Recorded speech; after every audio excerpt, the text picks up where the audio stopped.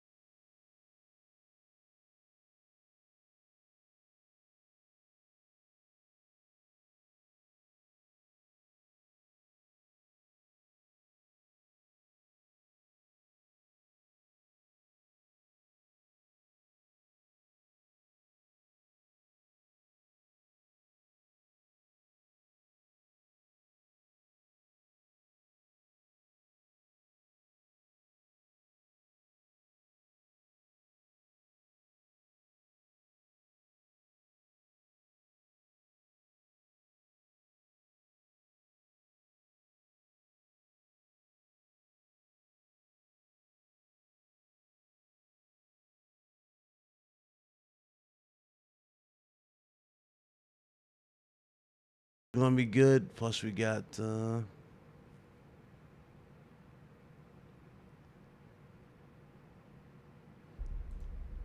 what happened as well.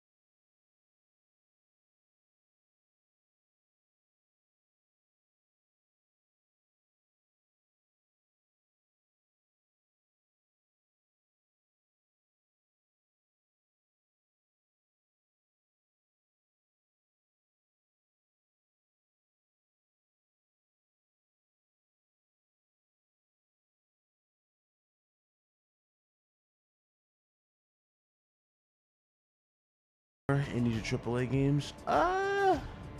Honestly, not a whole bunch of crazy stuff. Because I talked to Jeff about the show.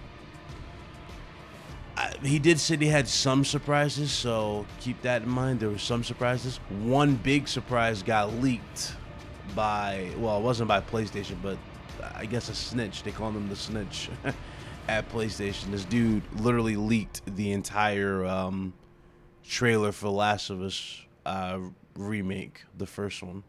From what we saw with the remake, it looks sharper. It looks good for what we saw. I think it's gonna have the Last of Us 2 controls, and aside from the Last of Us 2 controls, it really that's about it. From what else I saw, factions is not included in the game, but maybe that was part of the announcement. That's about it. From what else I saw. So yeah, tried to hear my audio, but yeah, factions is not included from what I was shown in that trailer. So that's the only thing too that's kind of making people go, well, what's the point of paying $70 for it? And I was like, yeah. He said, anybody going by the title of Snitch? I mean, that's what people are calling him. People are calling him the Snitch. Now, hey man, you this dude chose I don't know, he chose violence, or he chose to be super he chose to be super Sherik. I don't know why. I really don't know why, but he spoiled a big moment for this show. Even Jeff Keighley was puzzled by the whole thing. So here we go though. Showtime.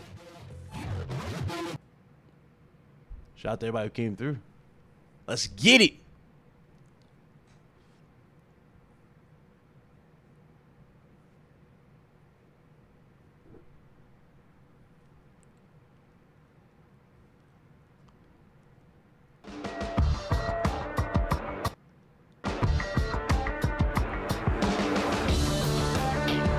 Woo!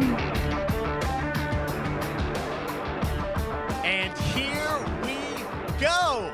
Hello, everybody. I'm Jeff Keighley, and this is Summer Game Fest, a live showcase of what's next in the wide, wide world of video games. We are live here in Los Angeles, so whether you're streaming from home or watching inside an IMAX theater, welcome to our showcase event. Over the next few hours, we'll give you updates on the games you love, be joined by special developer guests, and yes, have a few surprises along the way too. Now, what I love about this show is that it's a true cross-industry showcase. Whether you play on Xbox, PC, PlayStation, Switch, or mobile, we'll have games for you. It doesn't matter your platform of choice. We're all here to come together as one community that simply loves the art of amazing video games. The biggest franchises in the industry are here, like Call of Duty. You'll get introduced to exciting new worlds and new teams, and we'll make room for small independent developers who we think deserve the spotlight too. If we do this right, hopefully you'll discover a few new games to put on your wish lists And even if you don't get every announcement that you desire, and let's face it, you're not going to get everything today, but we've got a lot of great stuff. So let's get started. Over 30 years ago, Capcom Street Fighter hit arcades, and ever since, this legendary Japanese fighting game series has continued to evolve. Street Fighter 6 is coming in 2023, and right now, we're excited to officially confirm a character coming to the game and show you the exclusive first gameplay footage. Enjoy. Here we go, starting off with fire.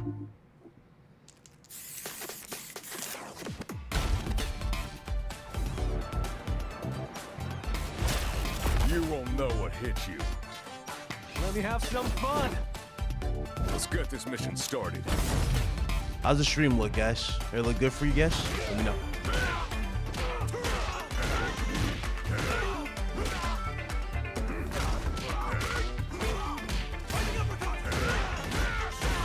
This will be a good fight. Got you in my sights.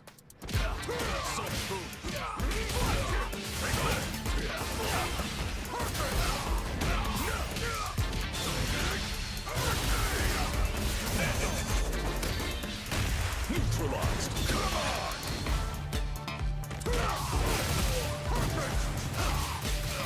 Dude, this looks great. Time to end this. Fire. Double. Seven. I'm just on another level.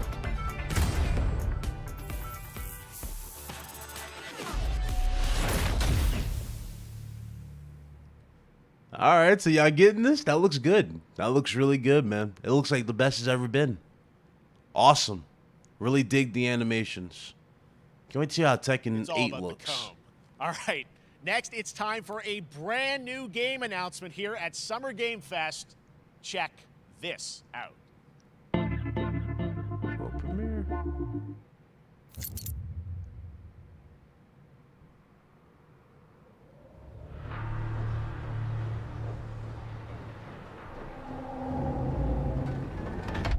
Sergeant Leo Alvarez of the CM Leth Recon Squad.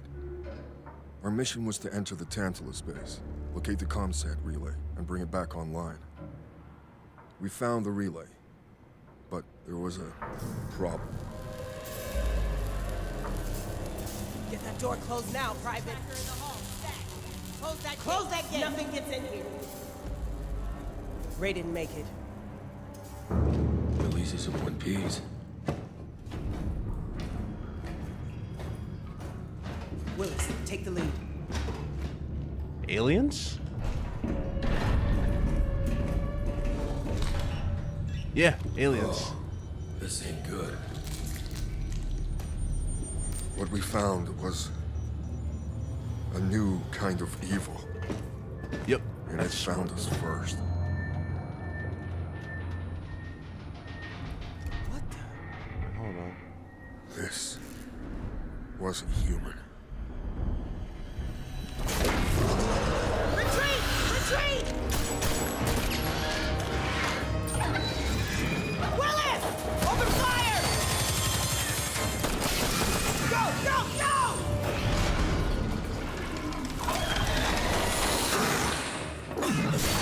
Alvarez! Through that door!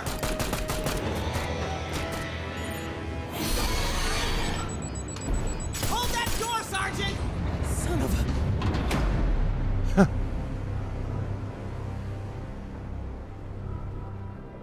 I don't know what I saw in there.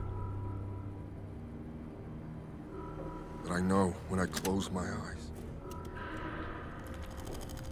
I still see it. Now everyone's dead.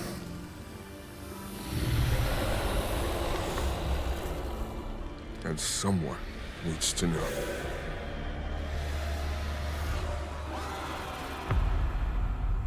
Fire team too.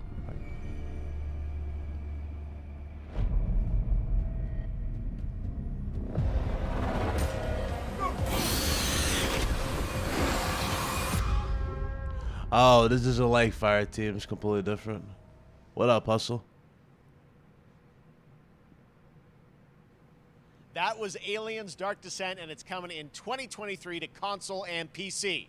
Next, 2 years ago at the Game Awards, we revealed the Callisto Protocol from the creative forces behind the Dead Space franchise. Yes, Today, sir. I am thrilled to get to show you the first raw gameplay alongside its creator, Glenn Schofield. Let's First, go! here's the quote-unquote Schofield cut of the brand new trailer with a little more gore. Ooh, let's go. That's my dude. That's my most anticipated game right now. Can't wait to play it out.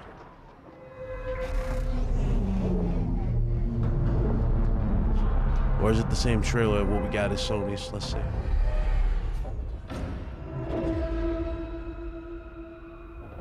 Take a look outside. Did you know that they call Callisto the Dead Moon? Dead. Just like you would have been if I hadn't fished you out of that wreck. So whatever you're holding on to right there, that's your old life. You gotta let that go. Because your new life is entirely in my hands. All right, so far it's the same trailer. I'm just trying to give you a chance at rebirth.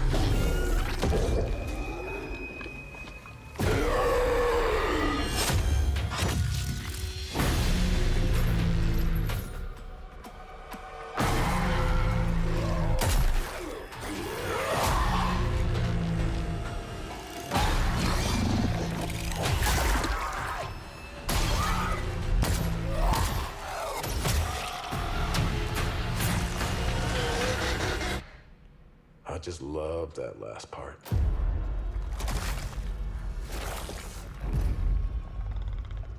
Gives me chills every time.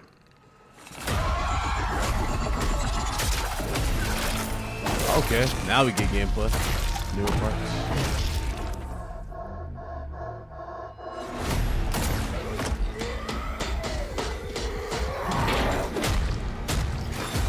Okay.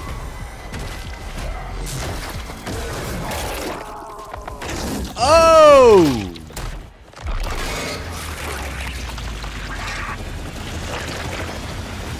Welcome to your new home.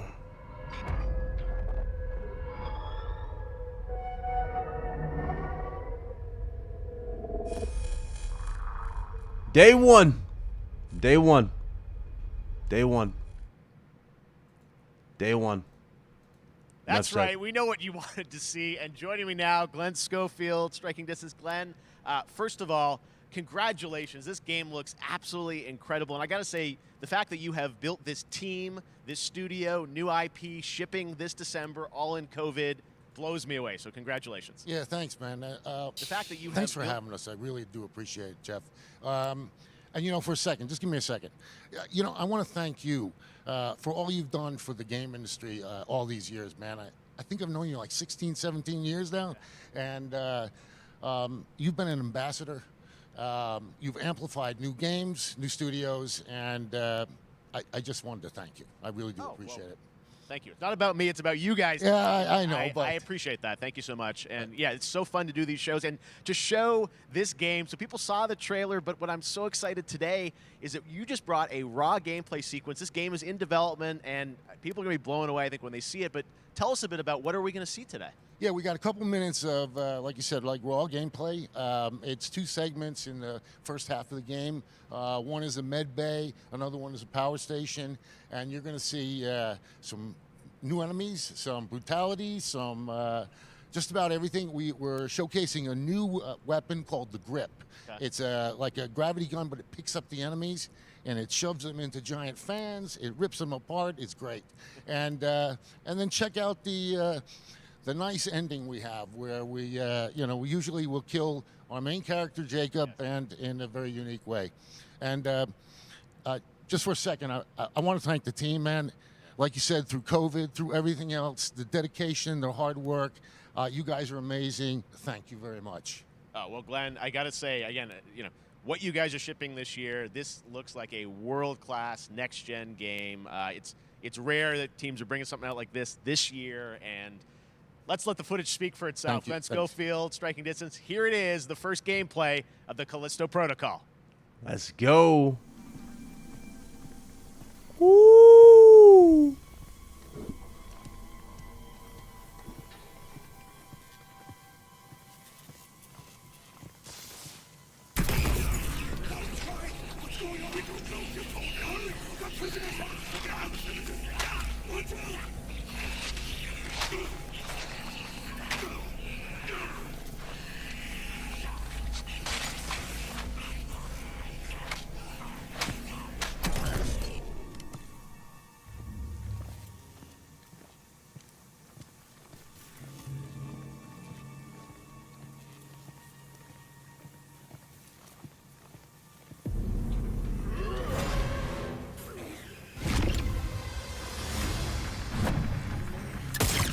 Nice.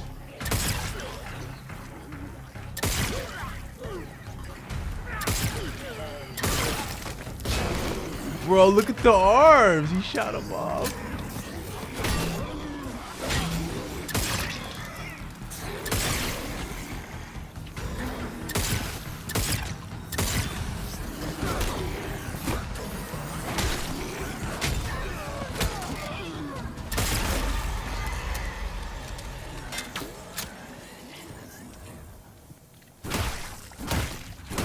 Got the stomp back. Oh man, that looks good.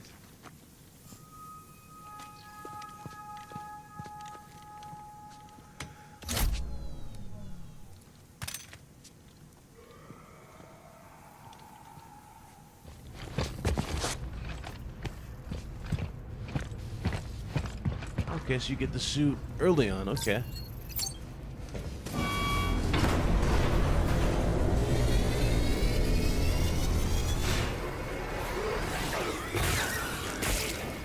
Oh. That's a nice suit, man.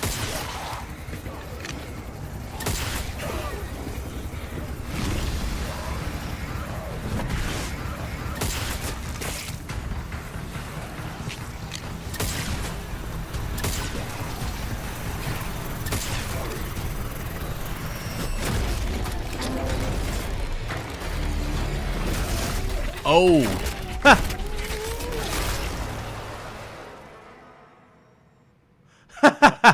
Okay. That just happened. All right, moving on. This October, Call of Duty Modern Warfare 2 arrives. Infinity Ward is once again returning to its roots for a modern-day action game, and today we're about to show you the world premiere of its gameplay with a level playthrough. To tell us more, let's head to the port of Long Beach to check in with Johanna Ferris, the head of Call of Duty.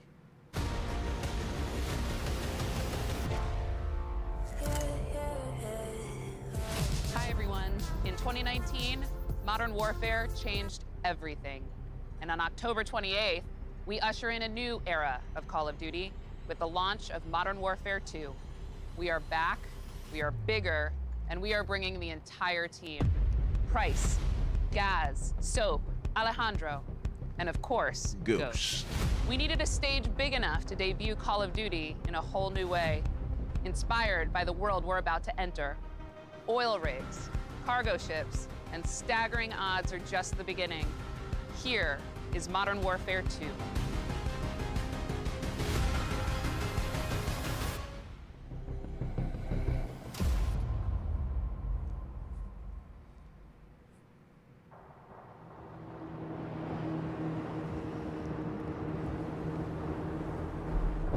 Eyes on the red. All right, that's our target. Shadows 1 and 2. Push to your hook points. Let's invite ourselves in. All stations, ship is visual. Copy. Press for assault. Stay on comm. We board, clear, disarm that missile. Be ready for anything. This could be a trap. Actual, we're set. Copy. Get to work.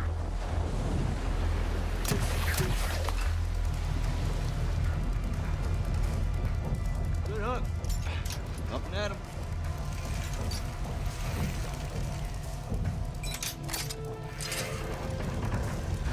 All Shadows, the missile is on this platform. I want full containment.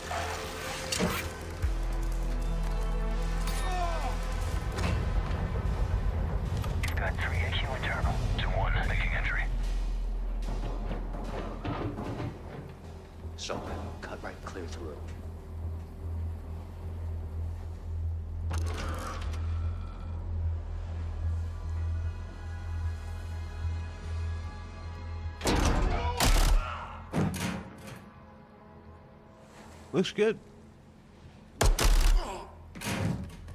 Room clear. Coming out. Shadow 1 moving to the southeast stairwell. Schroeders, right side. There's definitely a lot more organic, tighter quarters like that for this mission. 2 above.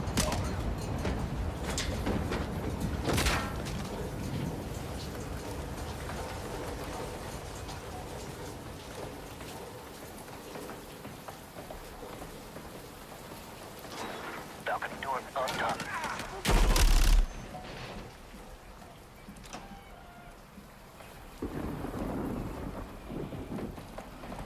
What up, JOX? That's a fact. Moving to the main deck. What's your status? Boarding the ship with It looks Shadow good 3 though. now. Roger that. Man down. Rush out.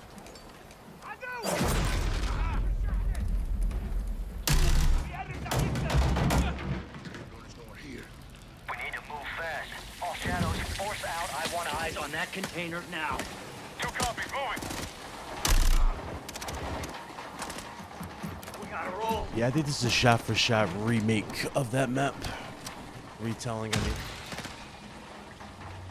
Shadow 1, Ghost. Visual on flares coming from the ring. What's your status, over? Ghost, they're signaling the ship. They're gonna launch that missile. It's first stage. There's no What's up, Jacob? All shadows. Missile is on the helipad. 2-1, we're moving to secure. Cover us. 2 copies all.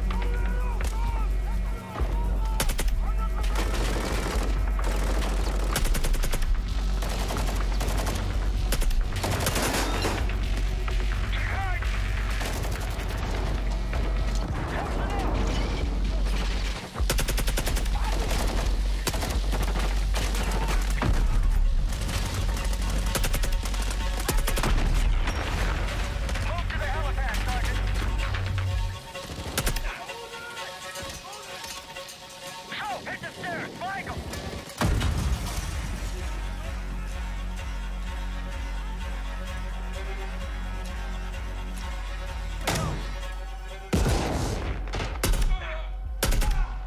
Clear.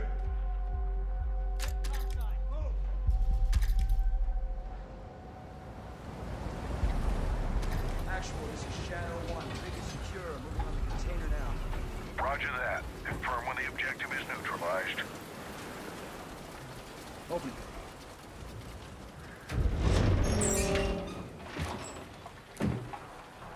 Where are the controls? On that damn ship. Actual, we got a problem. Missile is armed. Controls are somewhere on the ship. You have your orders, son. Stop that launch.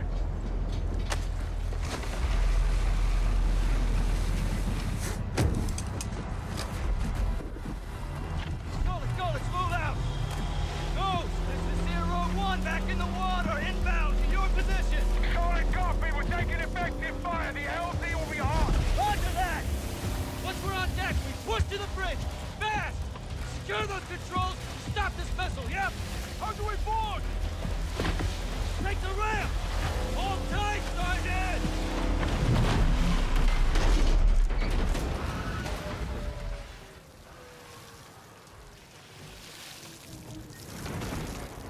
Let's have ourselves a gunfight! Nah, that's where Missile they go control loud. on the bridge! Have to stop the launch!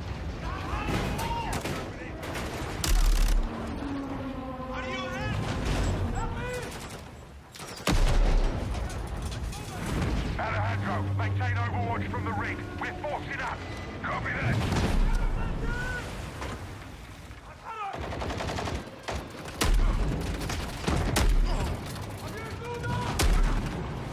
Moving.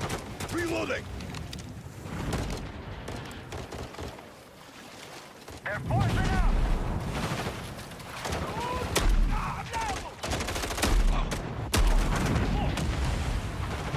That's the bane of everybody's existence right there. Shotguns for multiplayer. I'm moving. Containers are the only cover we have. Just don't get caught between them.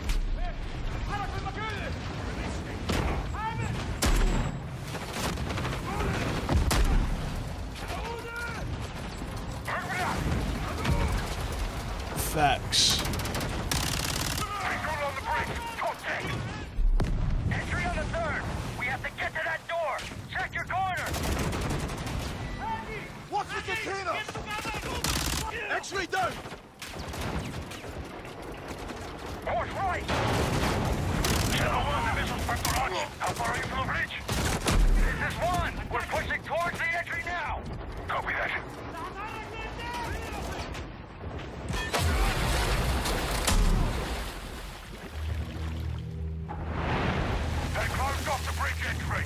Secure the deck and we'll blow the door. Visual on bridge entry. Check it. Controls are internal. All right, stand back. Shadow 1 going explosive on I want to see the multiplayer before I make my decision on this. Single player so far, pretty good. Execute. Very enjoyable.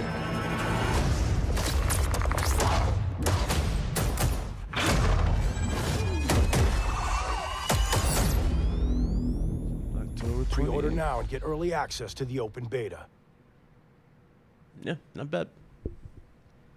That's what we're talking about. And joining us now, up from Long Beach, Johanna, great to see you. How's everything? It's great. Thanks. Great to have you with us, and also Jeff from Infinity Ward. So we saw the first gameplay. Thanks for that extended sequence. Looks incredible. Jeff, tell us a bit about that mission. Where is that set in the game? What are we seeing there? Absolutely. So first of all, we're really excited to welcome back Captain John Price and Gaz Garrick. You know, they're not actually in what we just saw today, but they're returning members from 141, and then the other two characters that you may recognize from the older franchise that we're reimagining are Simon Ghost Riley and of course Soap John McTavish. In other words, he and then a doesn't couple other die characters this time in here around. that we're That's really why they said excited that we reimagining got to create for this game. First, Commander Philip Graves and Mexican Special Forces Colonel Alejandro. And Alejandro, I gotta say, it's a character we're really excited about. He's a guy who's super capable and a guy who's just as important as Task Force 141. But as far as the level's concerned, you know, I got a shout out to IW. You know, this was a tremendous collaboration across all of the different disciplines. As you saw, everybody coming together, some really motivated devs here. And you know, you saw the wind and the animations and the awesome sound design, and of course our new water tech, which is actually pushing the boat in different directions. It's creating a physically dynamic environment, allowing for the cover you were seeing. In certain cases, you could be behind cover, and then suddenly that cover would shift and leave you exposed. What up, but it Viper? also leaves the enemy exposed, creating this emergent gameplay. So again, I'm very excited. Just can't wait I'm so excited that we get to show it off today. And that's just a hint of where things are going to go. Johanna, tell us a bit about Call of Duty overall. Modern Warfare 2, obviously, you know, we're so excited that it's back this year, but you've got lots going on across Call of Duty. What can we expect from you guys this year? Yeah, What's up, we, first of all, thanks for having us here. We're just so excited for October 28th. It's such a big moment, not just for Modern Warfare 2 and everything that Jeff and the team at Infinity Ward have built, but it really marks the step change, what we're calling a transformational moment for the entire franchise. You're going to see incredible rendering, incredible the Callisto graphics, Protocol, all the things just within the new game gameplay. itself, built all on one shared Viper, engine there's now fire. across Warzone and Modern Warfare 2 going forward. Of course, there's a lot of chatter and interest about the new Warzone experience. We're affectionately calling it Warzone 2.0. There will be a standalone experience of Warzone for current existing players as well. So we're going to sort of feed the entire community there. But all eyes on the 28th. And again, I think the collaboration's just been incredible. Everybody's so excited for Task Force 141. Warzone coming to mobile as well for players on the go. We're on Steam, as you know. I mean, so it's just a big moment, and there's going to be a lot more to come in the months to follow. Well, That's what I remember. We went leave, from we gotta fish ask a little physics bit to now about officially Warzone 2. talking I know about we water just, we're physics showing in gameplay this here on this, but franchise. can you tell us anything? There was a little bit, seems like there was a little bit of a tease maybe in the trailer yesterday. Yeah, when we're seeing that from the community, we love when the fans can pick up some things, some chatter about maybe seeing high-rise and other elements. But we will get into the details of Warzone 2.0 for sure. It will be an extension of the Modern Warfare 2 universe. Yeah. So all the more reason why we think this game, this moment, is such an important title for all of us looking ahead. And like we said, we're having a bold vision around the entire future for the franchise. So we're in position. We're really excited. All right, well, we're looking forward to October. Thanks so much for giving us a first look at the gameplay. Call of Duty, Modern Warfare 2. Thanks, Johanna and Jeff. All right, well, we've got lots more Summer Game Fest still to go, and now it's time to announce a classic PC gaming franchise is coming back with a sequel over 30 years after its first release. I loved this game when I was growing up, so I'm honored to share this very first look.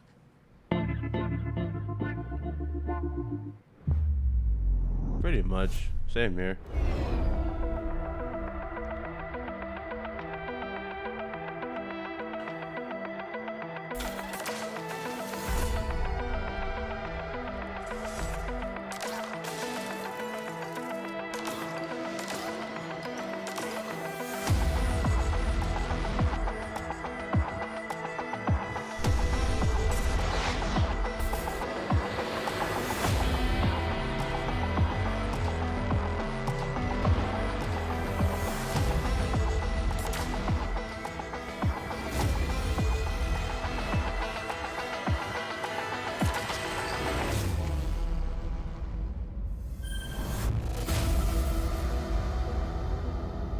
Flashback.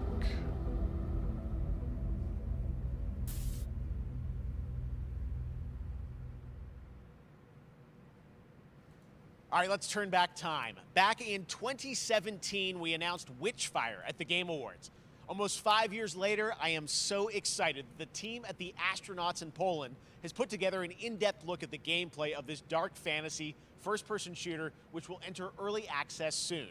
I am so excited to play this, and I bet you will be too after you see this.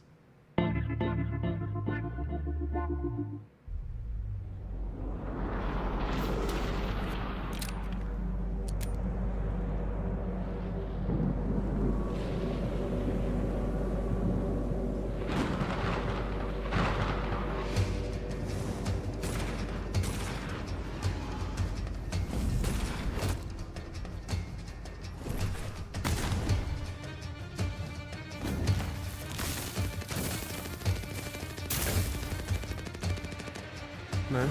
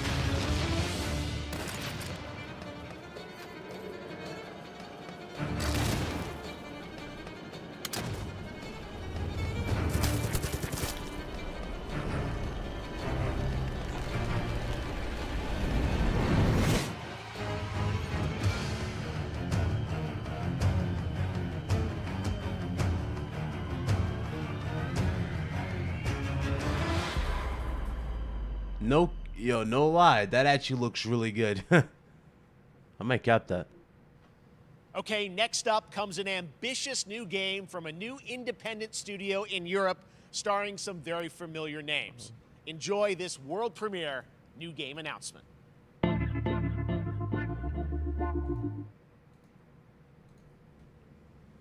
Officer Taylor, Medlog 29. Today, I can't believe what I saw.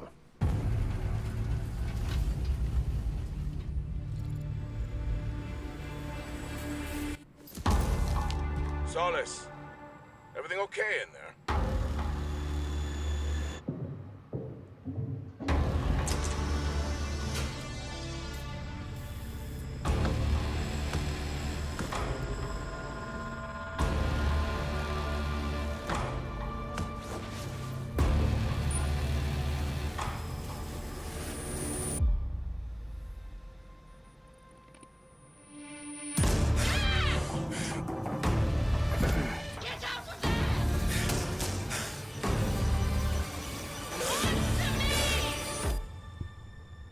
Something is going on here.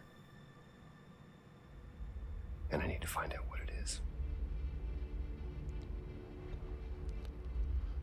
Fort Solace. That's something brand new, and look who it is. Troy and Roger in person. Guys, this is so fun, the fact that you're working on a game together. What a cool team up. Welcome to the show. Good to be here. I got to ask you guys, who are your characters in this game? Well, I get to play a character named Wyatt Taylor, who's a medical officer who's stationed at this base, Fort Solace. Up to the channel, go. And it's the epicenter of this mystery that we'll discover and uncover as we go through the game. And of course, my character will be at times in opposition with Roger's character. The battle we've been waiting to see. Every once in a yeah. Oh, man. We can't wait to show you what we've been working on. And by the way, Jeff, this looks awesome, man. Yeah, It's so great to be here. Thanks for having us. It's so great that you're in another game. I mean, it's feeling like this is your first game since Red Dead 2. One of the first major ones for a while. And I play a character by the name of Jack Leary. He's a maintenance engineer on a remote Martian mining post. Okay. His job is to make sure that none of the equipment breaks down while it's on their graveyard shift. The graveyard shift meaning Mars and Earth are really far apart Dude, from each other. I really They're think orbiting Roger's around the gonna sun. play Wolverine. So help is not I have a simple feeling. cutaway. I really gotta do. ask. I think a lot of people will see this thing and they'll probably wonder. It's a new team, right? Independent studio in Europe that's making this, but with huge production values. I'm curious, how did you guys get attached to this? Tell us a bit about the background. I will say that 2020 to me was the most impactful year for games. It was the first, obviously we had this unprecedented event with the pandemic, and that forced the way that we looked at everything as a society, but also the way this industry functioned. But it was also brand new consoles. We had more tools that were being made available that were leveling the playing field between the AAA studios and the indie studios or the AAA studios. And so, just like anybody else, we reached out. James Tinsdale with this brand new studio said, we'd like for you to consider being a part of this game. And he walked me through a very brief description of what the experience was going to be like. And at the very beginning, he said, we want this to feel, it's a tight thriller. We want it to feel like Dead Space meets Duncan Jones' Moon. And I was like, sign me up. I'm into that, absolutely. And full performance capture and everything. Ah, right? yeah. Absolutely. New studio, brand new energy, and of course, I get to work with one of the best in the business. And me. Dude, the privilege. I see it as well, to see yo. this I guy think Roger's going gonna to play Wolverine I for love to Sony. work, and I love I believe it. the challenges and all the new innovations that this medium provides to performers. We can't wait to show you what we've been working on. I think it's going to knock I guess your I've socks seen off. some of the behind the scenes and the performance capture, Unreal Engine 5. It looks absolutely phenomenal. Can you give us a hint about the gameplay? What are we going to do in this game? Yeah, the verbs are always important. So we're going to let the game speak for itself. We'll be showing you more later on. But this is a game where you as the player, that you're going to be exploring, you're going to be discovering. Like we said, it's a very tight thriller. So you're moving very fast-paced through this world. There'll be multiple locations, multiple ways for you to traverse, which we're excited to show you about. And then the narrative is a huge element to this. They didn't waste any resources on the performance for sure. I got to tell one quick story, if I can. It was one of our favorite moments. There is a lot of action in this game, and that was at the forefront of this. And to speak to the performance capture aspect, we brought in an incredible, I got to give him a shout out to Nathaniel, our stunt coordinator, who walked us through and really approached this in a completely different way than anything I've ever done before. And he says, I want to know the story of this fight. And so Roger and I sat down, we said, these are who our characters are, and he goes, give me 1 hour and I will come back to you with the story of this fight. And after an hour, he comes to us and he goes, it was like a recovery program. It was 12 steps. And he walked us through this incredible fight. And about halfway through it, I started tuning him out. And I was like, hey, man, I just want to let you know I've got no ego about this, but I can do a lot of things, but I can't do this. And he grabbed me by my shoulders and he says, oh, you can. You will. And it's going to be glorious. And we did. And we it's did. like a dance. There was a lot of trust, and it worked out. Yeah, we're excited big about stunts. This is so cool to see. Is it an independent studio doing this, teaming up with you guys? We can't wait to see more. Troy, Roger, thanks for joining us here. Happy to be here. Summer Game Thank Fest. you. All right, appreciate it very much, guys. All right, well, next up, keeping up with the space theme, it's time to world premiere a very exciting new game, which will feature a musical score by industry legend Mick Gordon. This one is going to grab you, and we are so honored to debut it.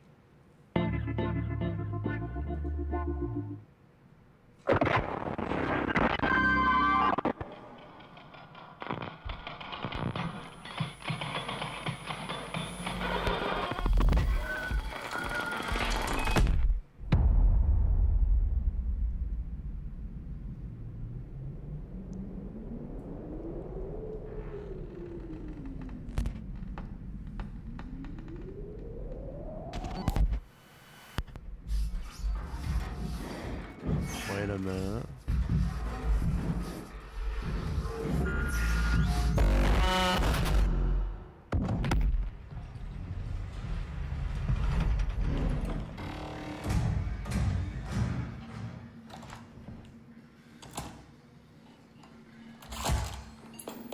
Oh, this is that what's the name game? I remember this.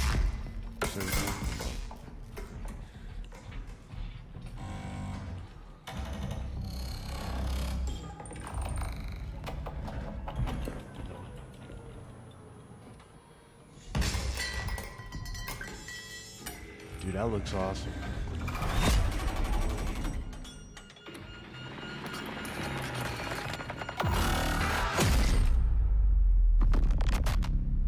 Yep.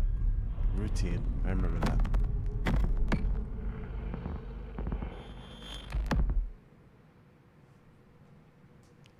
Doesn't that look great? That was Routine coming to Xbox and PC. It was first announced a decade ago and is now officially back. I can't wait to see more.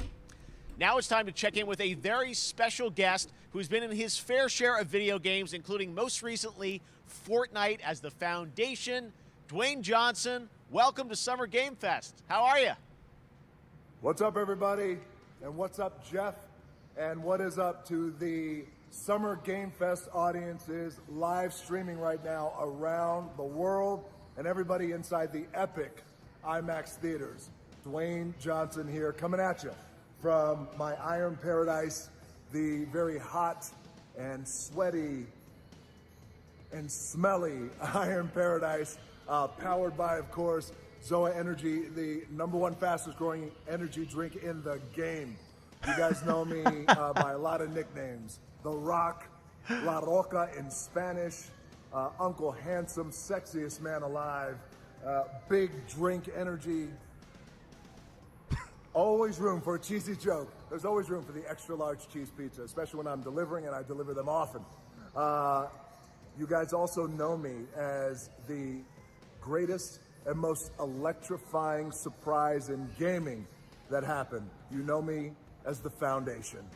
And I gotta tell you guys, #1, thank you so much for the crazy response of me becoming the Foundation, but also I gotta say that, you know, I've had such a pleasure working with Epic Games and the teams over there, and we cannot wait to show you what we have in store for the future. And speaking of the future, in the future, you will also know me as Black Adam. Yeah. Black Adam, as millions of you know around the world who know the Black Adam mythology, he is ruthless, he is unstoppable. And for those who don't, I always like to say a quick tutorial is this. Black Adam has the powers of Superman, but the only difference, well, there's a few differences, but one of the biggest differences is Superman's weakness is magic, and Black Adam's, one of his superpowers is magic. So you do the math. October 21st, I cannot wait for you guys to see Black Adam around the world in theaters only. And you guys will finally see the hierarchy of power in the DC universe change. It has been an honor to become Black Adam, and it is a role that's in my DNA and that I was born to play. I was born to play the Man in Black, and I'm honored to show it to you guys on October 21st. So until then, stay healthy, stay safe, stay focused, keep having fun, keep kicking ass, enjoy your gaming, and I'll see you down the road. This is Black Adam. Black Adam. Oh, he is showing it. Okay. What have your powers ever given to you? Nothing but heartache. I got Pierce Brosnan's in this. I was a slave until I died. Then I was reborn a god.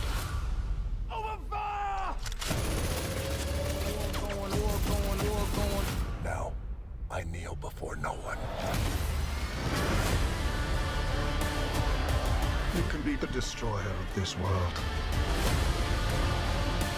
Or you can be its savior.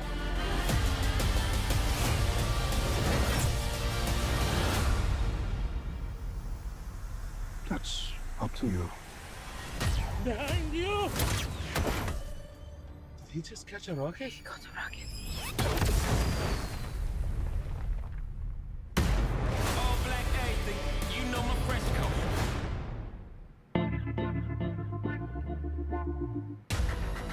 That's good. A little surprised by Pierce Brosnan being in that. I mean, it's good to see Pierce Brosnan outside of 007, but that was a little interesting surprise for that movie. Looks good though. I'm willing to give it a shot. I don't know about y'all. See what's up.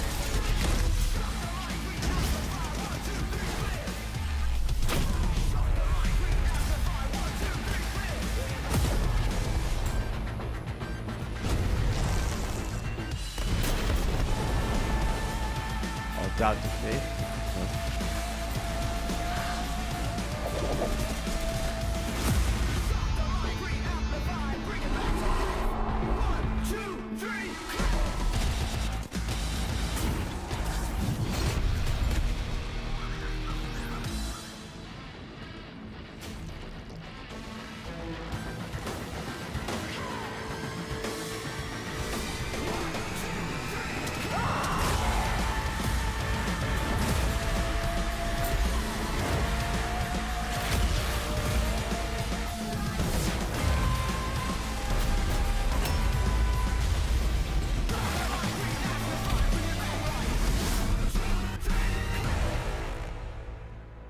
Not Redders.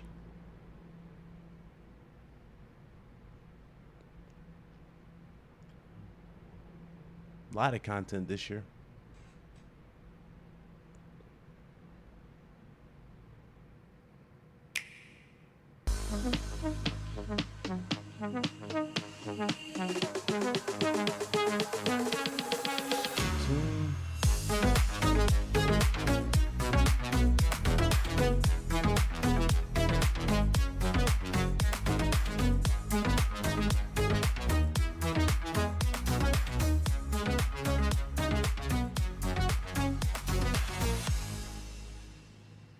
Your way to play. Okay. Delicious last course probably is what this is. Oh no. Okay.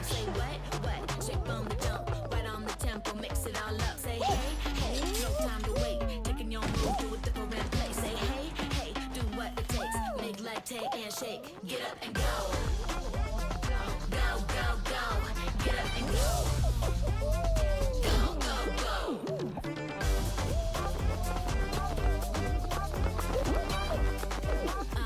Say what? Straight out the tub. I'm so fresh like rubber dub dub. Say what? Beat like a drum. Listen like bubba dum bum.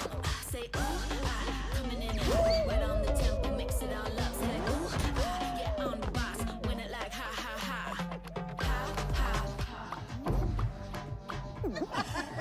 Get up and go.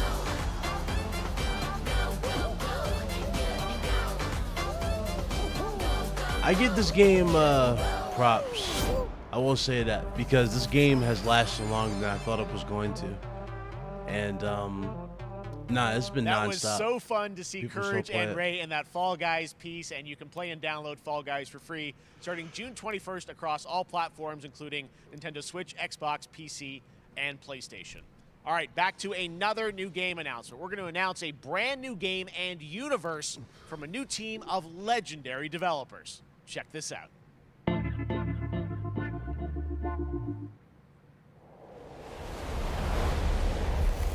Frost Giant.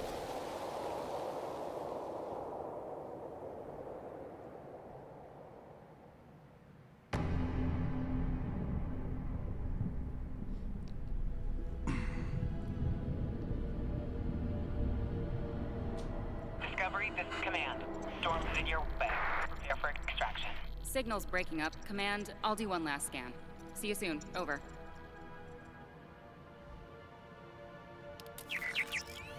Okay, hurry.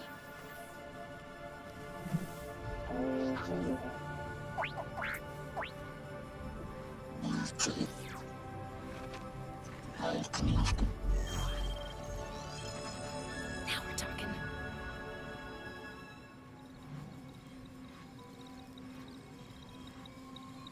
Command, I may be onto something.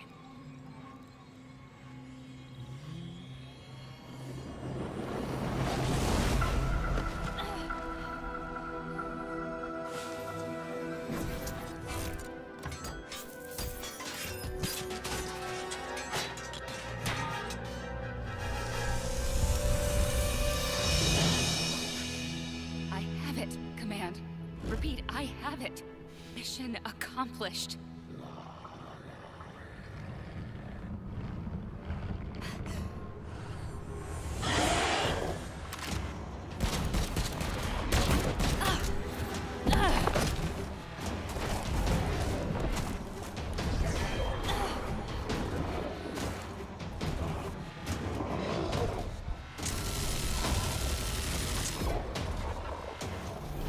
Hey, you got that Fifth Element sound effect.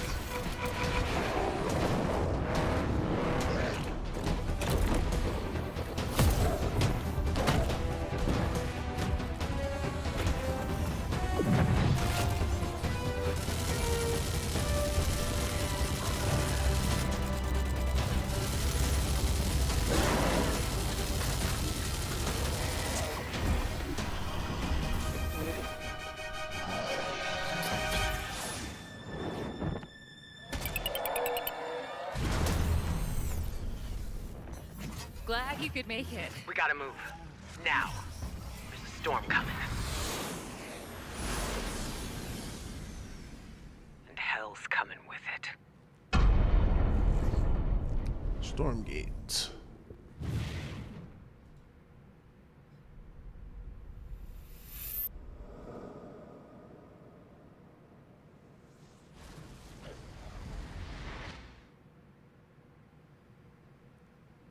There you have it. Tim, congratulations. Stormgate is real. We have a name and some details.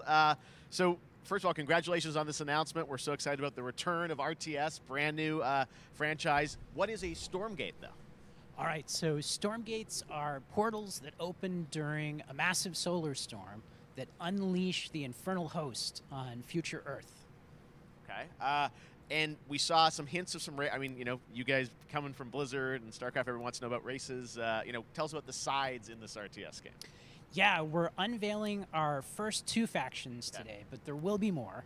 So the Human Resistance, and we saw an archaeologist from the Human Resistance in that intro cinematic, and then also the Infernal Hosts, who are these demon-like monsters who come from another world.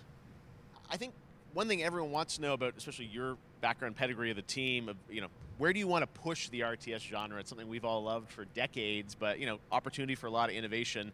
I know you're going to show us, I think, some hints of where you're going to go image-wise with the actual gameplay made in Unreal Engine, but any sense of what you want to do for the gameplay in this game?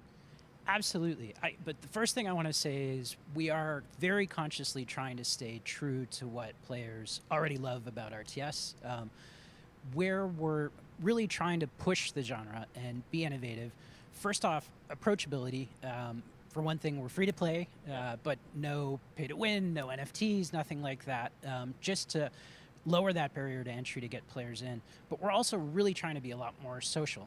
So you'll be able to play the campaign cooperatively. We've got 3-player open-ended co-op, and we've even got 3 versus 3 for competitive multiplayer. But of course, we've also still got 1v1 competitive. And as a little surprise, I think we've got some first kind of work-in-progress images from the game, right? Yeah, these are still very much being worked on, but some shots of actual assets that we're building in Unreal Engine 5. Wow, well, I love it. 2023, you said, for the beta, so people can sign up now, get ready, and I'm just so thrilled that there is a brand new RTS franchise coming from you guys and your background and what you did, you know, at Blizzard and StarCraft. We're so excited about this team, Frost Giant. Thank you so much for giving us your announcement today on Summer Game Fest. Thank you so much for having guys, us. hit that like button. Awesome. All right, Frost Giant, Stormgate, keep an eye out for it. Hope y'all Now it's enjoying time it, for boys. another indie game announcement that I'm excited to share with you. High Water. Check It's this an one okay out. show so far. Good morning, High Water Dwellers. High Water Pirate Radio, keeping you in the know with our flow. Alphaville authorities continue to deny false rumors that Alphaville elites are planning to evacuate to Mars. True or not, the one thing we can't deny is that the world ended on a sunny day. The world ended on a sunny day. Boys and girls surfing in the bay. Kids clamored in the park. No one suspected the coming dark. The wave was coming, but the sky was clear. I let it wash over me. Swept away, swept away, swept away without fear.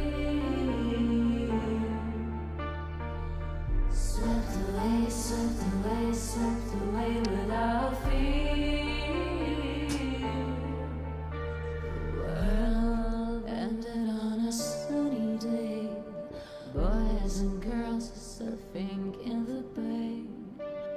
Children clamored in the park.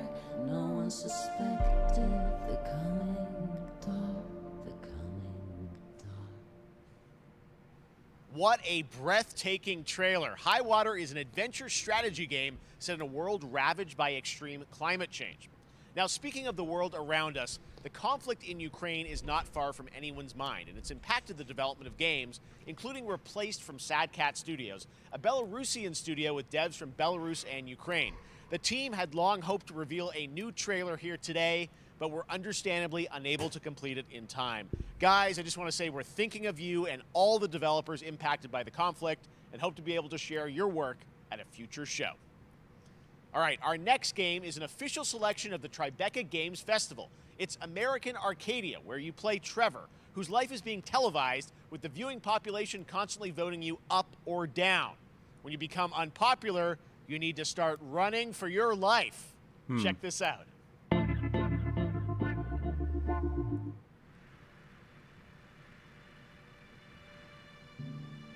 Pick Picture a city where technology and science go hand in hand with fun and entertainment.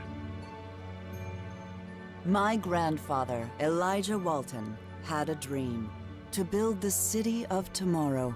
That dream is now a reality, and that city is Arcadia.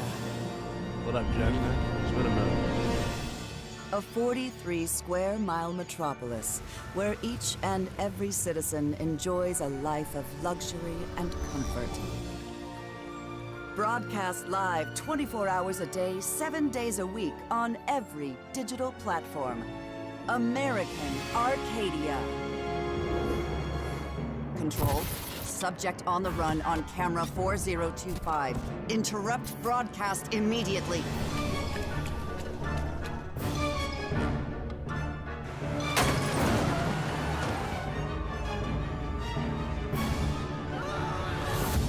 Listen to me.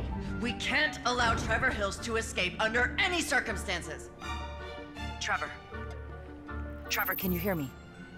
Be careful and don't make a sound. Don't worry. I'm going to get you out of there. So I'm like adjusting my chair. Apparently we've made it to the beach. Next up is a sequel we've all been anticipating for a long time. There's Trouble in Paradise, and watch out, you don't want to get bitten. After many years of rumors, we finally get an update on this much anticipated sequel.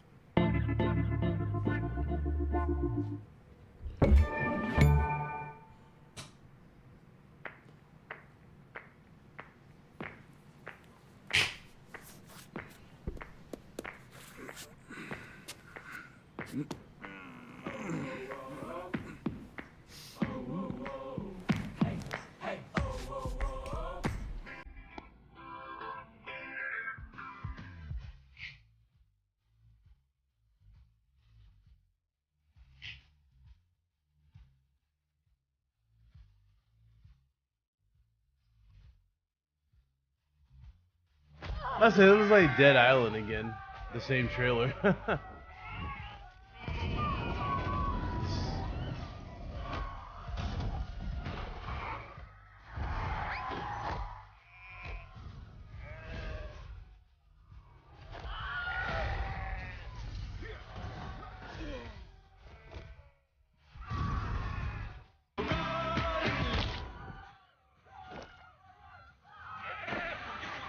This is the exact same trailer from Dead.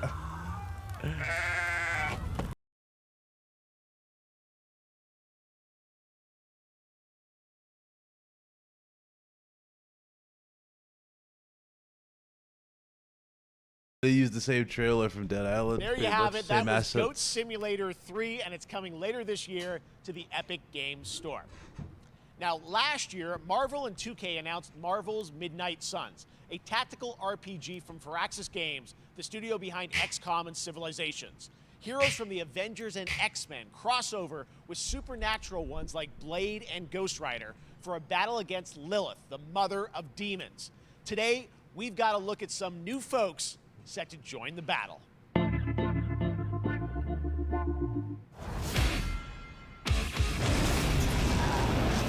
world has no hope under your watch.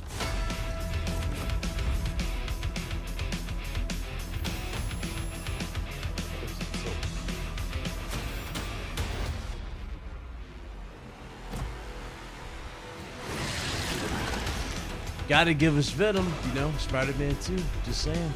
There you gotta do it.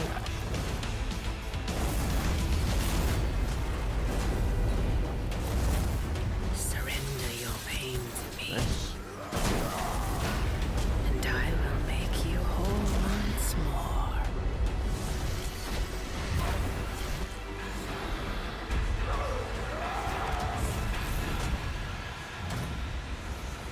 There, my sweet child. Mother won't hurt you.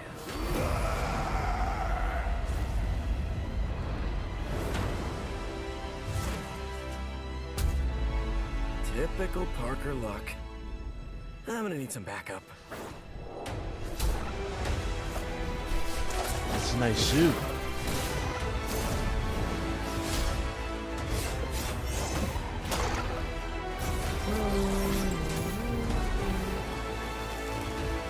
Okay, they mixed the Avengers theme with Iron Man 3's like elements of it. Y'all hear it in the beat?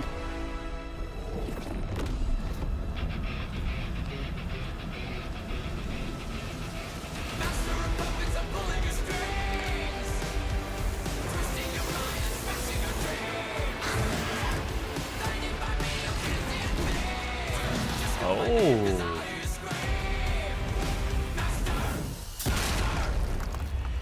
Damn, they got Hulk too?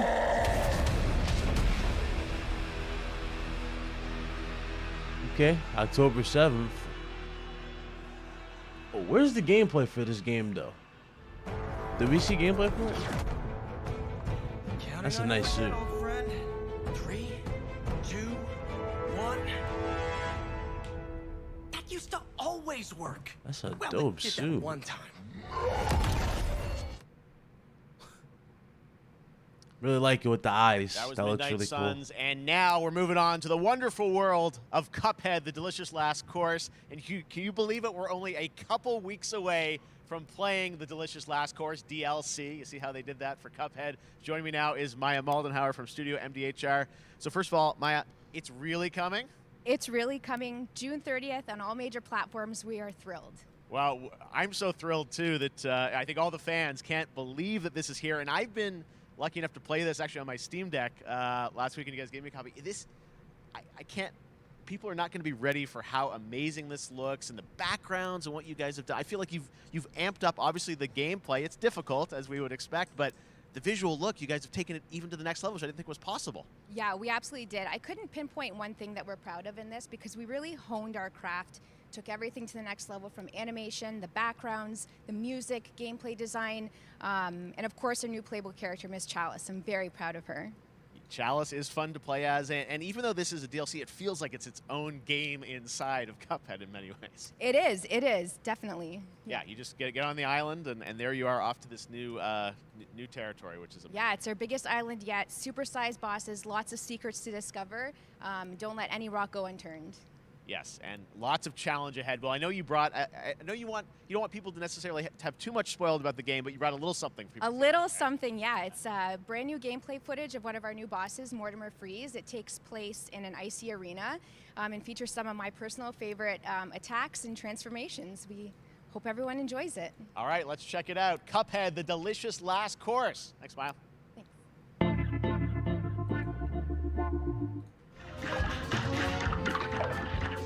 Finally. About to get it.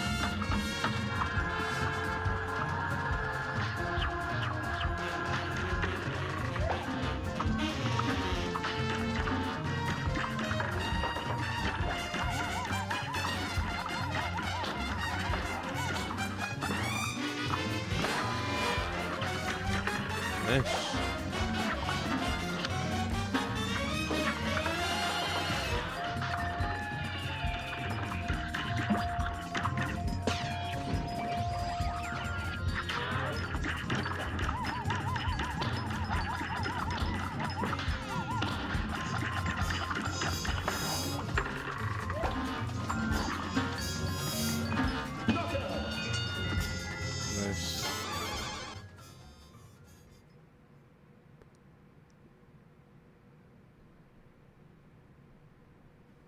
Now, if you want even more Cuphead, and who doesn't, tomorrow we will show you an exclusive look at Season 2 of the Cuphead Show when I co-host Netflix's Geek Week, which will include new show and game announcements. It streams at 10 a.m. Pacific, 1 p.m. Eastern.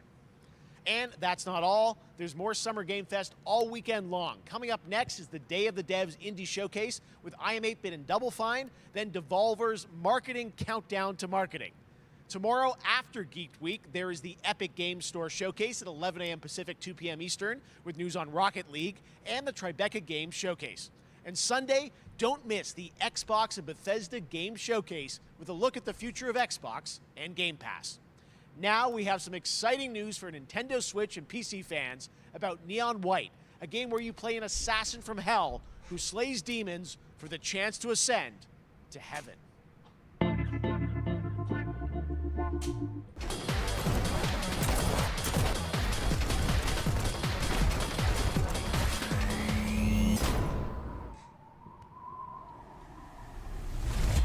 We're called neons.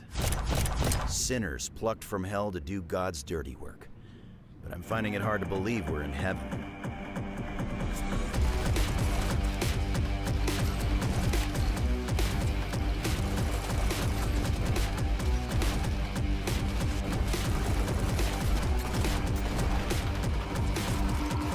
Got 10 days here. New day, new mission from Almighty.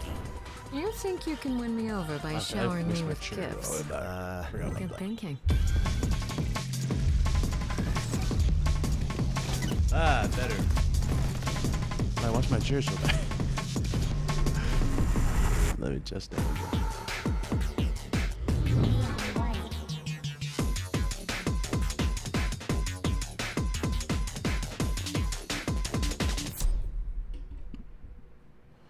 We've shown you lots of games today made by huge teams. Now it's time for a game made by a single father in Poland. Over the past year, he's brought on some help to bring his vision for a fast-paced action game, Midnight Fight Express, to life. Let's take a look. You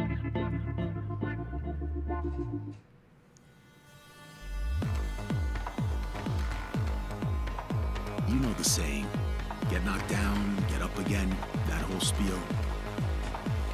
Well, it's time, partner. Time to rise up. Together.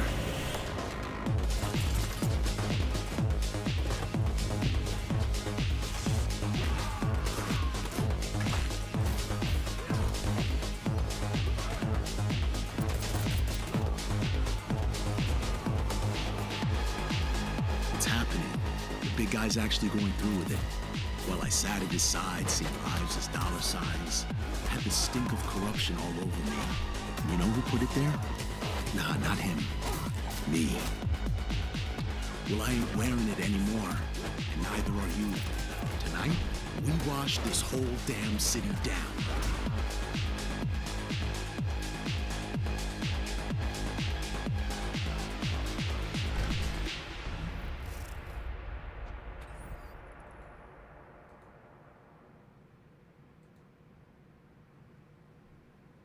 Such a cool game, and I'm happy to announce that a PC demo of this game is going live right now on Steam and will be part of the Steam Next Fest next week. I really want more playable games to get in the hands of you guys at home, and that's one of them. Check it out. All right, joining me now is Megan from Digital Extremes to talk all things Warframe. Megan, how you doing?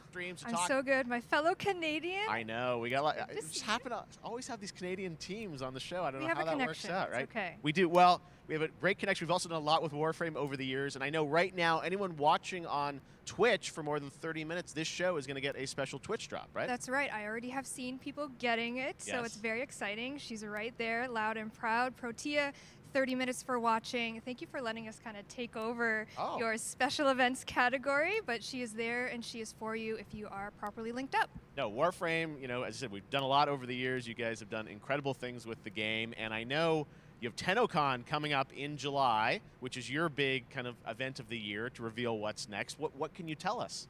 Well, I can't tell too much, but yeah, July 16th, 2022, it's a digital event again this year. Today, actually, we just launched the digital items for it, so you can get some in-game goodies, some really cool cosmetics, some merch, all that really great stuff went live today.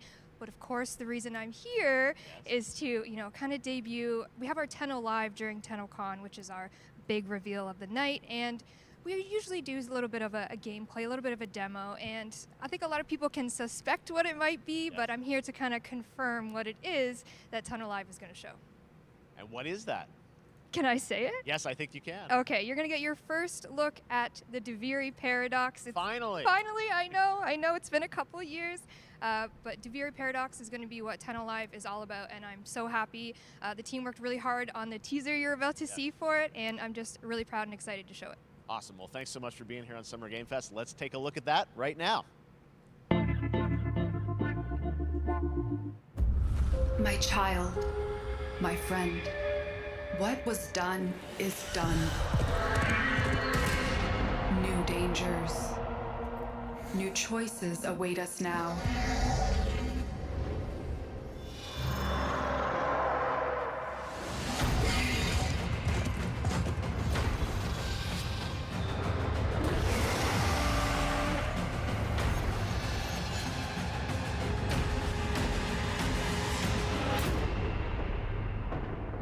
For now, dream of who we were and of who we have become.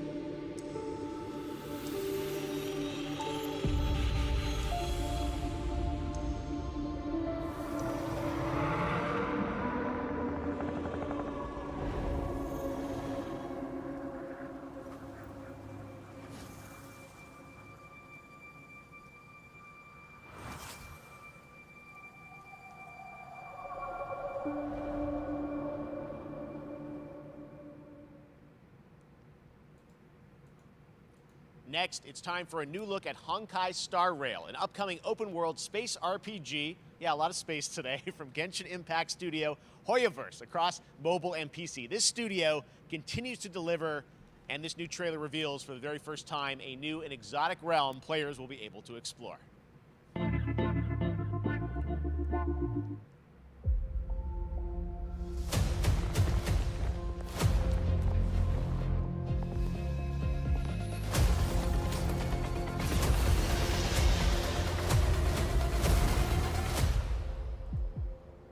Listen, you are in a daze right now. You don't know who you are, why you're here. None of that matters. In the near future, you will encounter many perils. You will meet companions who treat you like family and embark on unimaginable adventures.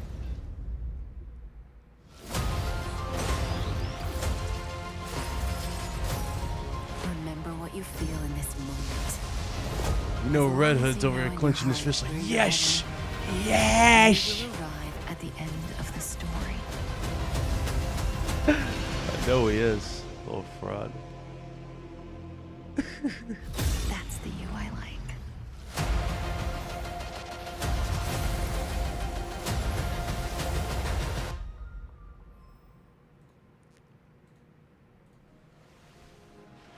I have wine to soothe the souls of honored guests. Welcome aboard the Cienjo La Fool. And Coda right now, he's like, yeah! Ugh. Twitching his thumbs. That's not all from Hoyoverse. Today, I'm excited to introduce you to Zenless Zone Zero, their next major new IP. It's a futuristic urban action game. I have to say, I'm blown away by what I've seen so far. It was announced a couple weeks ago, and it has the detail of Genshin Impact with a fast-paced action style. Here is the world premiere of a brand new look at Zenless's notable characters, armed enemies, and world of danger.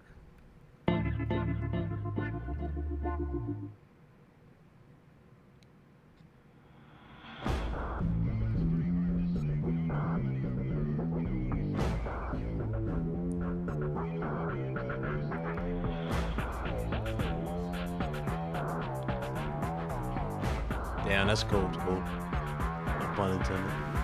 That is cool. Problem is that might be a free-to-play game.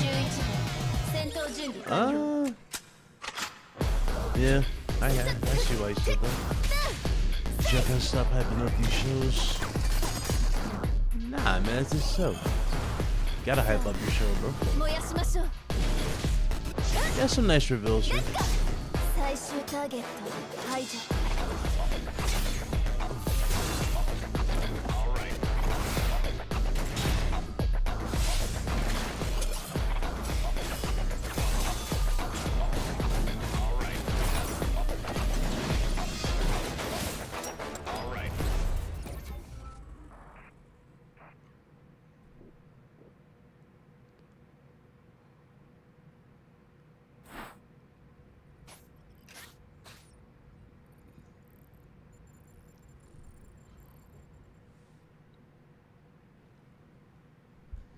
One of my favorite Uh-oh. reveals last year was Turtle TMNT power. Schroeders Revenge, which reminds us all of the Turtles arcade games back in the day. Yes, Well, sir. It's nearing the end of development, and the team wanted to use SGF as a way to reveal one exciting aspect of the game they've been keeping under wraps until now.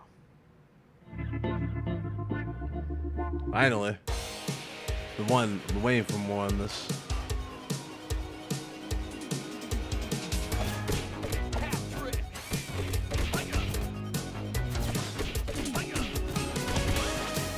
Nice.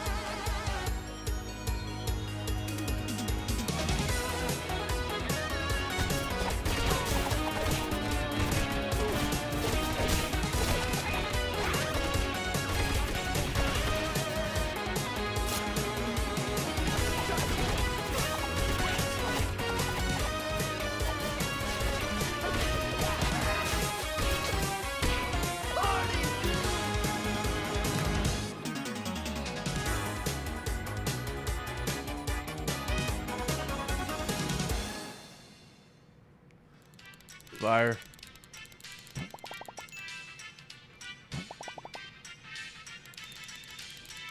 Turtle power.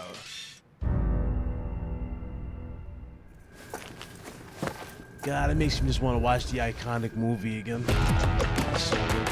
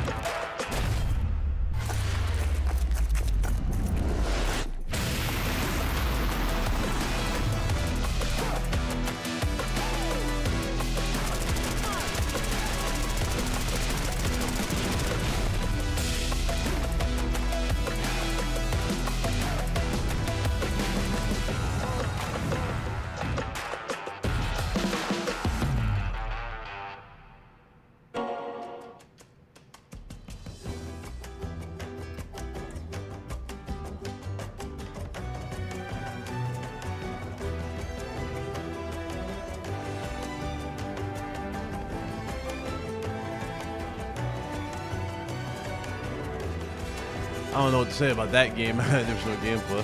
But whatever that was. Facts. Now we got the luxury of playing them for without that hassle.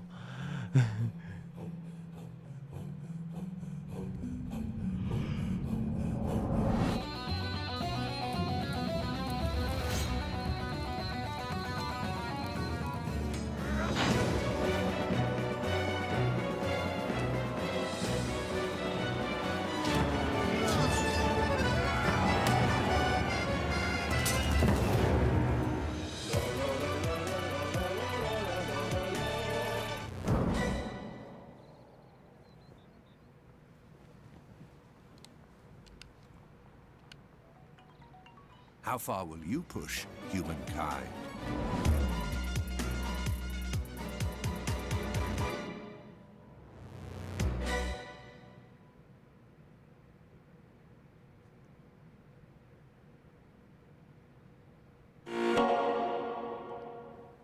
Humankind allows you to shape your civilization by combining a multitude of historical civilizations from the ancient to the modern era. One Piece is celebrating its 25th anniversary this year, and Bandai Namco is bringing the mega popular franchise back to video games with One Piece Odyssey. Monkey D. Luffy and his crew of pirates are off on their next adventure. This trailer reveals the setting a mysterious island where Luffy and his Straw Hat crew become marooned in this exciting upcoming JRPG. The Straw Hat Pirates journeying along the Grand Line. 見ろよ、あの島。でけえ塔がいっぱい立ってる。空に伸びてるあの光はなんだ。よし、面白そうだ。行ってみよう。ちょっと待ってルフィ。変な形の積乱雲がすごい速度で増えてる。こいつノックアップストリームだ。なんだありゃ。おい、落ちるぞ。任せろ。クードバースト。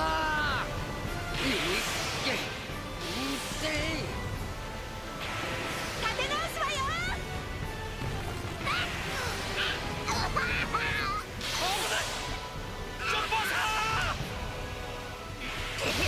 なんだよこれ。させるかよ。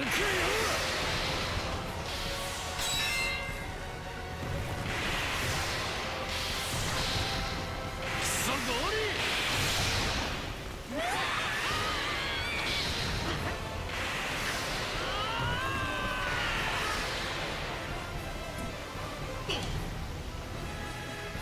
雲を抜けたぞ。Filled with new encounters and hidden mysteries.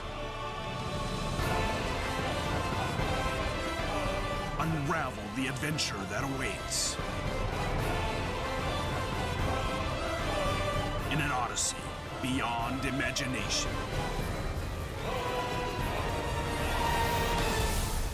One Piece Odyssey. ここはあなたたちの記憶をもとに作られた世界よ。This August, Soul Hackers 2 from Atlas launches, and we've got your first listen to the English voice cast with this quick new look.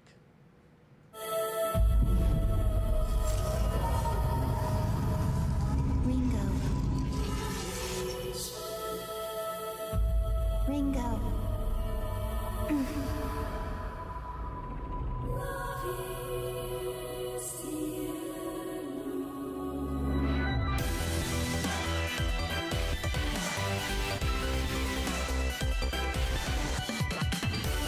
Take my hand.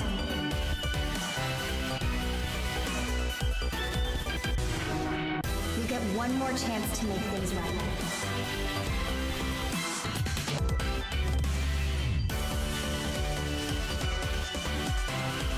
So that's our mission then. Save the world. Nice. Soul Hacker. With so many new games featured across SGF events, you might be wondering how to plan for your summer gaming dreams. NerdWallet can help you find the smartest credit card to reward your gaming purchases at nerdwallet.com. The Epic Mega Sale is going on right now. Save up to 75% off top PC titles with an additional 25% off eligible products. And it wouldn't be the Mega Sale without the free Games Vault, featuring Maneater. Be sure to claim your copy before the sale ends on June 16th. Tune into the Epic Games Store Twitch channel for our summer showcase on June 10th at 2 p.m. Eastern, 11 a.m. Pacific. We're taking a look at new announcements and updates from PC titles heading to the store this year and beyond.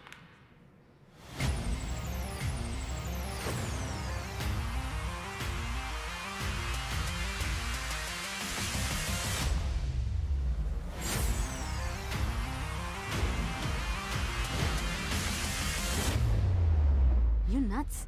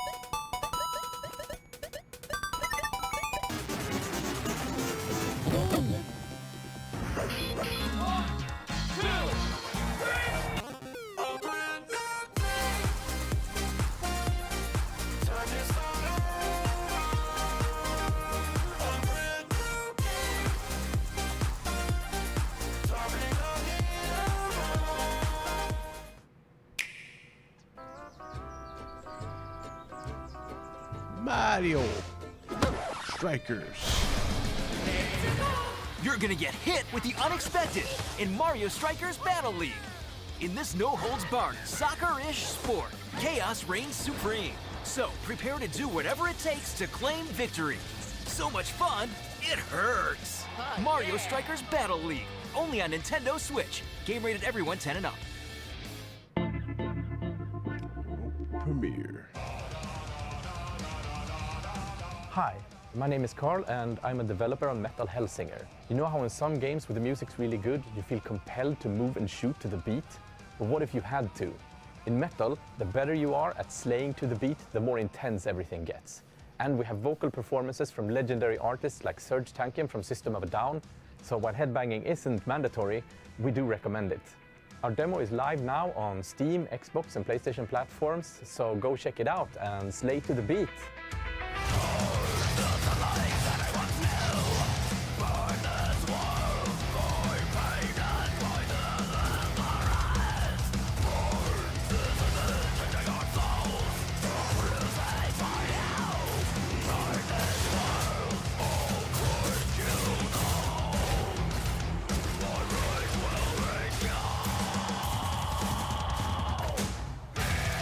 Okay.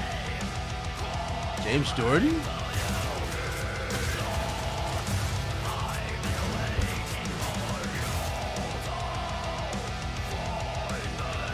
Oh shit, he got ready, okay.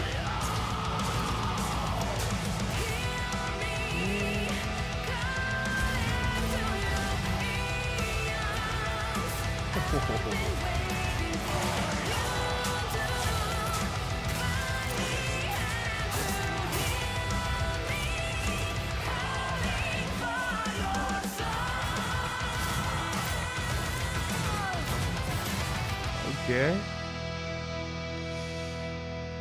Yeah. Yeah. That's cool. That's a nice surprise. It's everywhere. Okay, September 15th. Damn, this is a pretty good year. I know a lot of people want the crazy massive hitters, but bro, there's a lot of good stuff.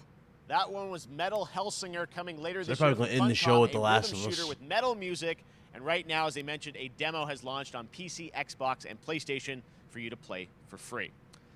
Next up, a new game launches tomorrow, The Quarry from Supermassive Games. This spiritual successor to Until Dawn stars David Arquette and an all-star cast. It's getting great reviews, and this is one of those I think one of you binge-worthy recommended teen this horror game in the entertainment chat. experiences. I forgot where all your about every it, to be choice honest with shapes you. your story and determines who lives and who dies at a camp in upstate New York. Here's the first look at the launch trailer. Also, Hunter. Family is the most important thing in the world. Hey. But if your whole family, you know, like every last one of them decided to jump down the bottom of a well, The and they're all goat, just Supermassive. hanging on the end of a rope, how can one person be expected to pull them all back out? You can't. It's better than You pull Until on that Dawn. rope It's and just better? fall right Huh? down to the bottom of the well with the rest of them. And what's the point of that? What? There is a lot more to this than you realize. Like what? Kidnapping, murder, cover-ups. I think the whole Hackett family is in on it. You have no idea what's going on here. Not a goddamn clue. All right, let's do this. Who should I call? 911. You mean 911? He said 911. Goodbye, cruel world. We gotta get out. I'm gonna enjoy. Oh wow, she made her game debut? Wow, okay. That's Macaulay Culkin's wife. This isn't She a was ghost in, story. It's a creature feature. It's really Like happening, Mike. and you're all in it. This is gonna get a little messy. And it was like another movie. I think it's called Secret Obsession. She's actually a pretty good actress. Them's the rules, you noob. Oh, okay. Back at the Game Awards, we were proud to reveal Nightingale, a shared world survival crafting game from Inflection Games up in Canada. Now it's time to give you a brand new look and deeper look at the game, including its innovative realm card system that lets you impact things like the weather pattern, resources, and challenges in its procedural realms. Here is your exclusive new look.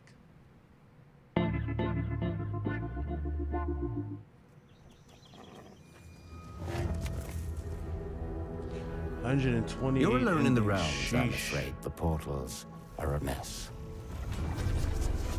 Not even sure if Nightingale made it. Given how fragile you humans are, I'd say that staying fed, dry, and rested should be your priority. If the portal arch is inactive, you'll need to make realm cards from rare resources. Once you have realm cards, you can activate the portal. Beware, though. Foul things lurk in the interrealmic void, waiting to get in. Be ready with your axe pick.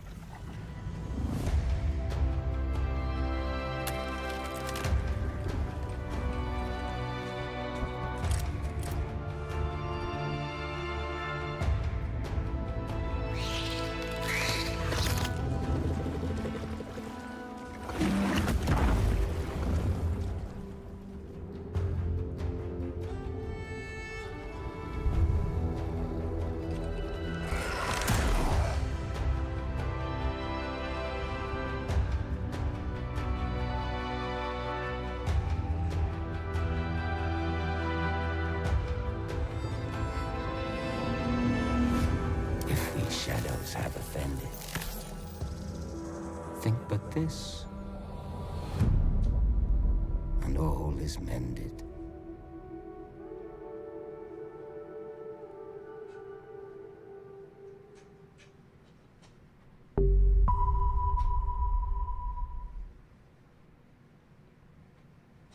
The Saints are marching in on August 23rd with the reboot of Saints Row that we revealed Saints last Row. year at Gamescom. No And surprise today, there. We're happy to announce the launch of the Boss Factory demo across PC and console, which lets you design and set up your character.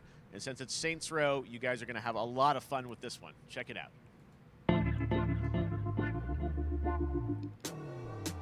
Guys? You gotta do something to capture people's attention. So what do we build next? Me. I want all the power!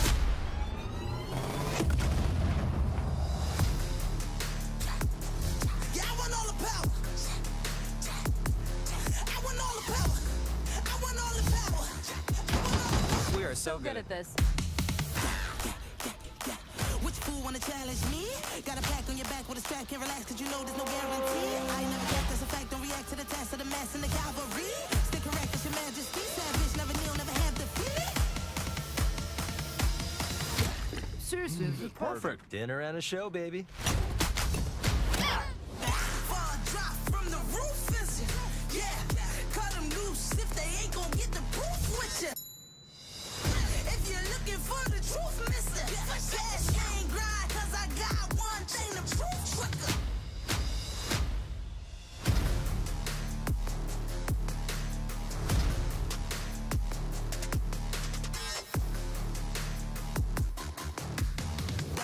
To the dark side of the moon, high speed chase, make your heart stop from the zone. Unsolved paper, bizarre vibes in the room, top floor brawl, that's a far drop from the room. I want all the power, the money and the dollars, the legends in the hours, the tunnels in my palace, 100 miles an hour, cause I want all the power, I want all the power, I want all the power, I want all the power.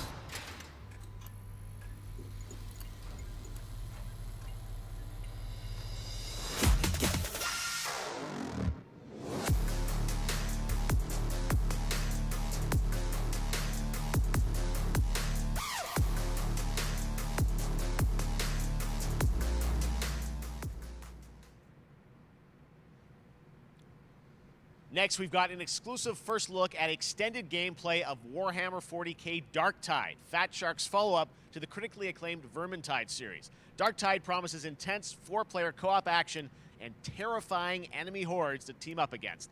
And it's out on September 13th for PC, on Steam, and exclusively on console on Xbox.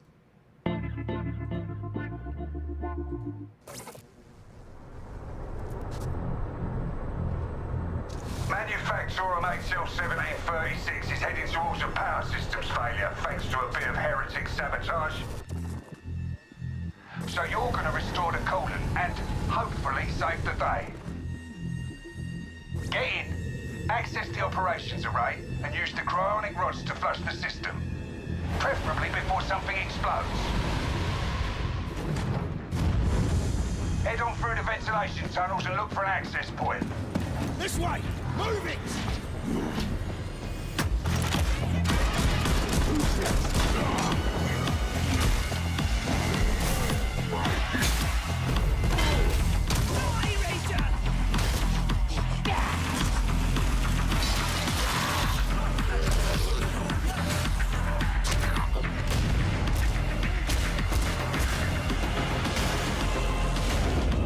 Set your data interrogators. If all goes well, we can unlock the system, prime the rods, and send them where they're needed.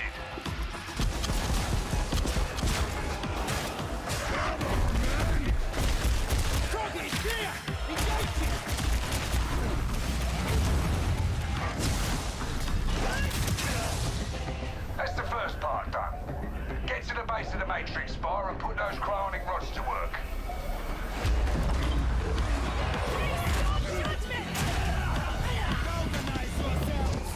What are you waiting for? Nice. Get it in place. Come on, now! You finished here? Look for a way out.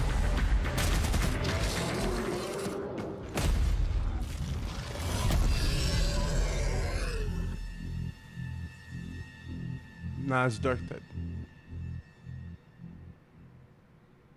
Yeah, not bad. Bloober Team is known for psychological horror games like Blair Witch and The Medium. Today, they are ready to reveal their latest creation made completely in Unreal Engine 5 for a visceral horror experience. It's a More return to the horror world games. Let's of go. Layers of Fears. Get a dose of this. Let's go. I'm loving the fact that more horror games are coming up. Insanity runs in our family. Let it run.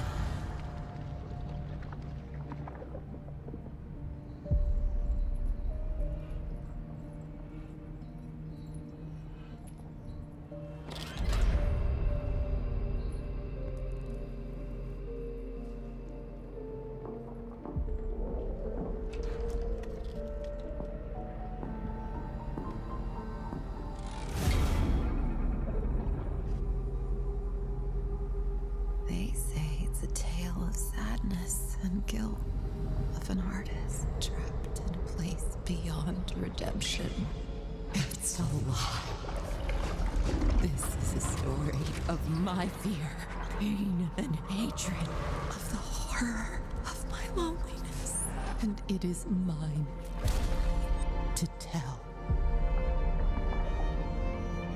Now I see it. All this misery, all this suffering. There was no other way. Shouldn't have. You really shouldn't have.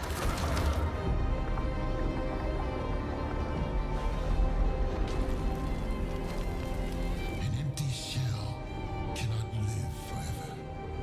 It cannot live at all.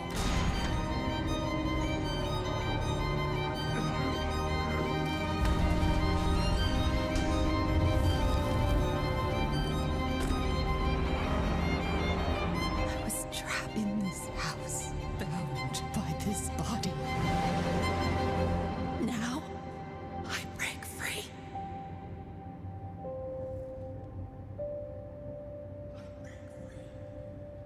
Yeah, not bad. We saw a little bit of, well, not really a whole bunch of game, but we saw some where he's like holding This hand up. October, Gotham Knights arrive. Oh God, Batman Red is Hood's game dead. of the It's year. up to the Batman family, Batgirl, Nightwing, Red Hood, and Robin to protect Gotham. Red To Hood's give us game an of the year. exclusive new look, let's head to Montreal to hear from executive producer Fleur Marty. Wake me when this game is over with. I'm not impressed by it. Hello and warm welcome from WB Games Montreal. I'm Fleur Marty. I'm the executive producer on Gotham Knights. Today, we are thrilled to share more with you on one of our beloved knights, Nightwing. This showcase is the first in our character series, and we're really looking forward to share more with you as we continue working towards our launch on October 25th. So I hope you enjoy the show and stay tuned.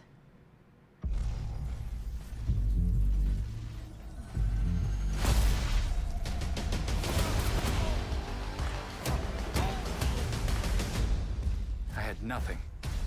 And then this city became my home. Its people became my family. Gotham gave me everything. It deserves to feel safe. It's definitely not something that we will say.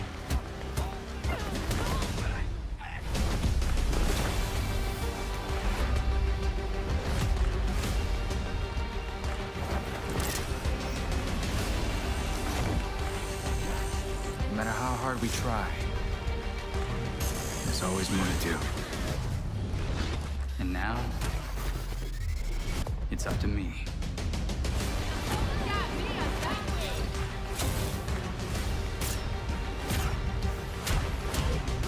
Got time for a dance, Nightwing?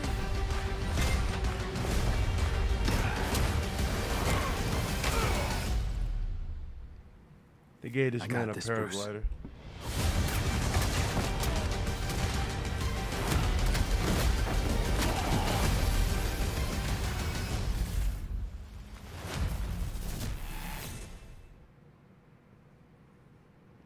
They really gave that man. That a was paraglider. Gotham Knights, and now we welcome.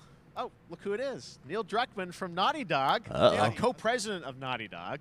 Great to have you with There us, it is. Neil. It's been The reveal. It already got an leaked, eventful by the day way. on the internet for Naughty Dog fans, and I think we jinxed ourselves. We were joking about last night, like, watch the assets will leak, and lo and behold, that's what happened. well, the good news is there's some stuff that hasn't leaked that we have lots to share with people about all things at Naughty Dog. But first of all, it is it's a big month actually for Last of Us fans because Last of Us 1 and 2 both launched in June, and it's nearing its 2-year anniversary for Last of Us Part 2, which is hard to believe.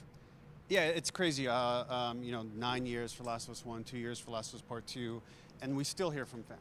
They're still sending us letters and art, and these characters and this journey and this world mean so much to them.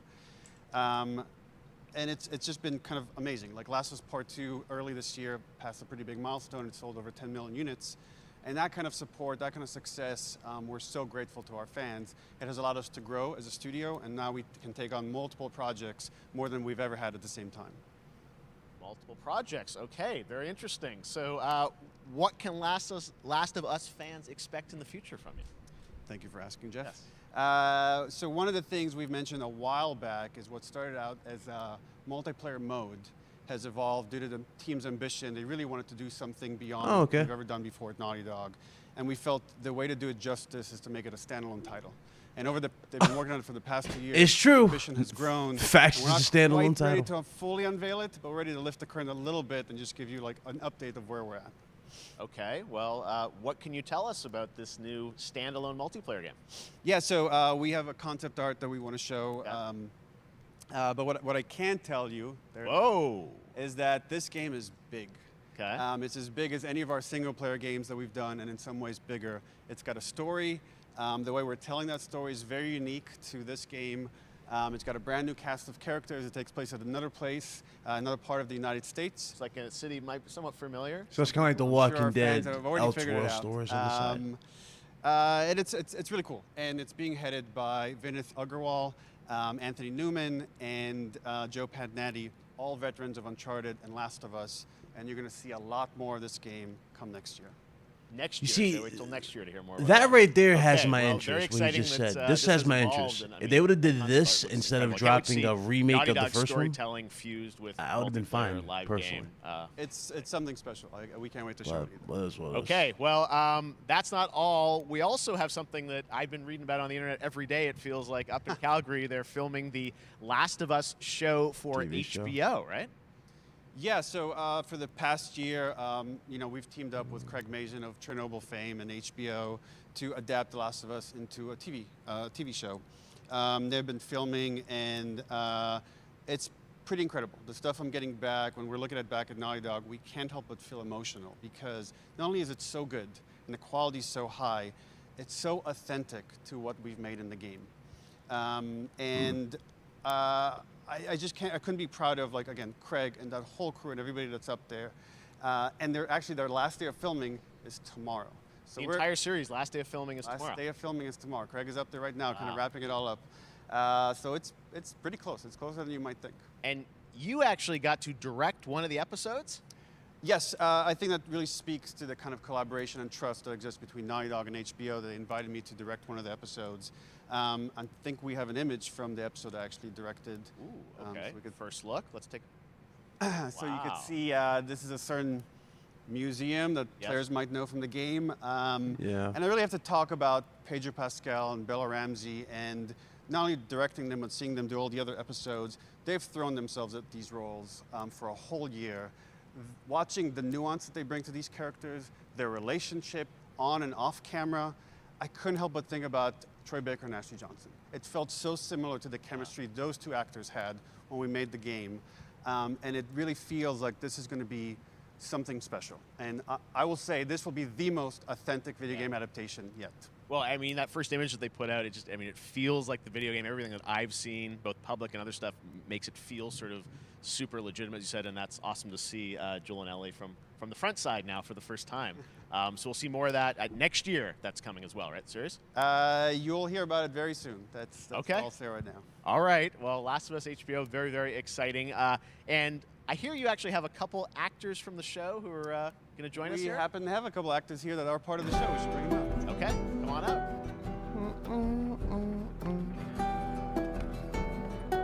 Oh, what's up, guys? Oh, hello. Surprise. Troy's back again. Hello, I know. Ashley. Good to see you. Good to see you. I'm a little confused, though. I thought maybe Pedro Bella, but Troy Ashley out here from the game, right? So when Craig and I started working on the show, almost one of our very first meetings, we said, Troy and Ashley have to be a part of it. And we're such fans of like the talent and helping us create Joel and Ellie. We felt like it was so important that they become part of the show. And it has to be more than just like kind of like a wink to the camera and like a cameo. Okay. These are real roles that we're keeping under wraps for now. But man, I'm bummed that I couldn't be there with you guys when you filmed your stuff. There's been so much It's stuff I feel like so good on the internet. There's so much like talk about what's being filmed, and I think you guys have kept a complete secret that you were up there and you filmed your roles by now, obviously. Well, keeping secrets with this franchise is kind of old hat. Like we've Except had for today. Except for today. Except for the date. It was one of the hardest things for us to do is to not let people know that, because we're so proud of it and the work that we did. We worked hard. The crew. I have to say. When I walked out on set, to be met with literally every person that I met on that crew is such a fan of this game, and they all knew what it was that they were working on and committed to working on this project because of their fan and their love for the game was one of the greatest. It was like I was coming home to friends. Yeah, the attention to detail, the crew was amazing. Bella and Pedro are they're so perfect, and we've been trying to sort of describe that feeling of sort of seeing them in person. It's like the characters coming to life, but it's so much more than that. I feel like I can't fully explain it, but I am so excited to be a part of it, and I can't wait to see it. I think it is going to be so good. I love the story. I love being a part of I'm this so world. excited about the series and the fact that you guys are going to be in it and undisclosed roles. I'm so fascinated how it's going to sort of bob and weave and are these characters we know from the game that they're playing new characters? Can you tell us anything? Yes. I can tell you. So sneaky. All right. Well, we're so excited. Maybe it's already on Twitter by now. Hey. All right. Well, let's talk about what was on Twitter earlier today. Lots of talk about the idea, or really what's happening is it looks like you guys are remaking the original game, and this is like a ground-up remake. Is that right? That's right. We wanted to give people the definitive version of the first game that wasn't encumbered by any technology. Wanted to find a way to get even closer to our original vision, and we're able to do it on the PS5 and PC. And instead of talking about it, let's look at it. All right, let's take a look at The Last of Us Part 1. Well, so that confirms Faction's not part of this. It's going to be its own standalone game, standalone story. Interesting. This is the trailer that leaked on Twitter. I've been on quite the adventure, little brother.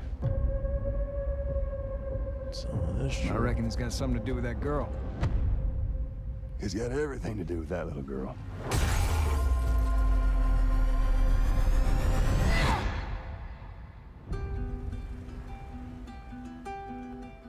You know, I've never been this close. It's the outside. So is that everything you hoped for? Can't be any worse out there.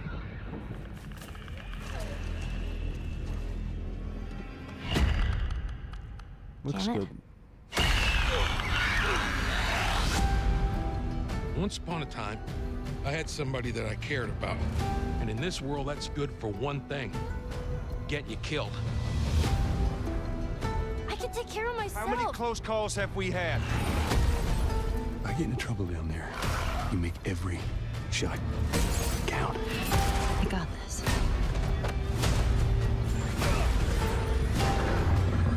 Hope you know how to use that thing. I've had some practice.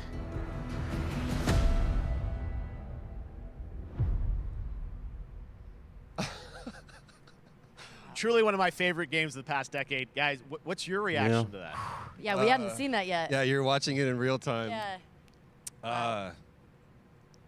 It's because you did these. These performances you did a decade ago. Yeah. You didn't go back in. I mean, you used the original performances. Yeah, actually, we came up with a process where you could take the original animation that we did for the faces and kind of like retarget it on these new rigs that have a lot more fidelity. And then the animators went back and We're studied seeing side by side yeah, here you just could how definitely much see it has changed. That you went and you redid the I'm models. glad they and showed rebuilt that off. everything. Everything was rebuilt from the ground up. Same art director, re-art directed the whole thing from the ground Okay. up. But the great thing about these faces is that they're closer to the original performance. All the animators went and studied those videos and got it closer. And it's to more what we drawn did back. There's more than on we screen. could have achieved before. Yeah, it looks good. And that's just one of the Scalability-wise, things, looks a we lot could talk better. About, like this brand new AI, like all the combat. It was hard to tell on Twitter. It looks good. Just the fidelity of everything, 60 frames per second, all the stuff you're getting on the PS5. Again, we wanted to give, knowing because of the show, because they're all new players for PS5 and PC, we wanted them to have the definitive version of The Last of Us. Amazing. Well, now you guys get to replay. I looks mean, good. when was the last time you guys played the game? I actually played it again just to refresh my memory The before only thing that working on the show. I guess I would be excited for from it would be I the was fact that it has just a Last glutton of Us for 2 punishment, controls. and I went straight from what we're playing looking at. Yeah, part never played one it. The straight dodge mechanic into and part whatnot, two. I mean, and so the last time that I played literally would have been 2 years ago. We've since seen the celebrating game so many anniversary of part two times. coming out. So I It's mean, like it we looks know like what I'm definitely going to be happens. up for another Yeah, I playthrough can't. with I mean, this. And they're not I can't wait retelling to go it like back I and thought do they it. were, so You guys did such an they're amazing just job remaking on it. that It's the same original game. And It's really, when you play it, when you see it in motion, it's really night and day from what it used to be. I imagine that think of The Last of Us 2 combat, but kind of that back in The Last of Us 1. Well, it's the whole, like, all the new animation system, the new AI system, everything we've learned. So it on, doesn't like, look that Uncharted 4, different. Last of Us 2, I mean, it's we applied to refinements. this, It's again, more to give that refined, kind of like the version. draw Just to give a quick distance, shout the out, character this models, project the is headed up eyes. by Matthew Gallant and The Sean motion, Sky. all that stuff looks and you'll hear a more lot more about cleaner. and see a lot more about it over the coming weeks. That's leading about up it. to the release September 2nd on PS5. All right. And well, shortly thereafter on PC. So we for will look scenes forward where to that. she, Neil, you've talked a lot kills about David, games that's directed gonna be by more other impactful people. What are you directing? when you You actually still see making it on her games? face. Still making games. Okay. I haven't given up my day job. It's a little early to talk about. Maybe if someone in PlayStation wants to leak it, then we can talk about it now. Otherwise, we'll save it. But you do have a new project. Do have a new project, but we'll save it for another Summer Game Fest. Okay. Okay. Well, we'll see. We'll try and save it. All right. Troy, Ashley, Neil, thank you so much for dropping by Summer Game Fest, and I am so excited that The Last of Us is returning, as you said, in September. So thanks, guys. Appreciate it. Thanks, Jeff. Awesome. All right, well, that is going to do it. Thanks to Naughty Dog and PlayStation for that very special look at The Last of Us and the You say you entire pissed? franchise and where Aw, things man. are going. We'll talk about it. Very, very excited about that. All we'll right, Summer look at Game it in a Fest second. continues over the next few days. Coming up right now on this very stream is Day of the Des with I Am 8-Bit and Double Fine, including an exclusive new look at the planet of Lana. And then the Devolver Digital Showcase. Tomorrow, we've got Netflix Geeked Week, which I'll be co-hosting, and the Tribeca Games Showcase streaming, along with the Epic Games Store Showcase. And then finally, Sunday, it's the Xbox and Bethesda Game Showcase. You can stream them all at summergamefest.com. As for me, I'll see you again in August when we are back live in Cologne, Germany for Gamescom opening night live on August 23rd, and then the Game Awards will return in December live from the Microsoft Theater in Los Angeles. Oh, it's $70. Finally, I'm excited to share that Summer Game Fest That will already return leaked in June on Twitter. 2023 as a digital and in-person I'm event gonna talk to about it bring in a the second. gaming community together. Thanks for being a part of Summer Game Fest, and remember, there are more events and announcements to come. We'll see you soon. What I like about this that it was actually legit live. It wasn't legit pre-recorded. So like the reaction that they just gave you guys, like we're going, oh my God, it's leaked. You know, someone at PlayStation might leak the other one for us. You know what I mean? That was actually funny, but this is what leaked on Twitter. So this right here is the actual cover for the game. They have a limited edition version, which is called the Firefly Edition. It's like a gray case. Let me put that on the screen. Give me 1 second. And then we'll talk about the refinements. Because there are some stuff here that looks, well, it looks better in certain shots. But, again, ultimately it's going to come down to you if you actually want it. Here it is. I had to find it. All right. That's the actual video, but that she got taken down. Where's the price point? Hold on.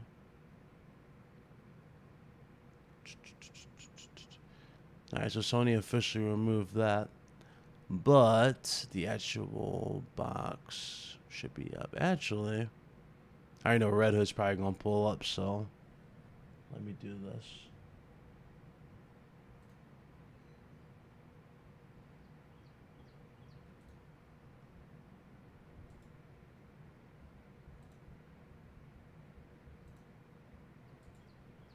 Let's do that real quick.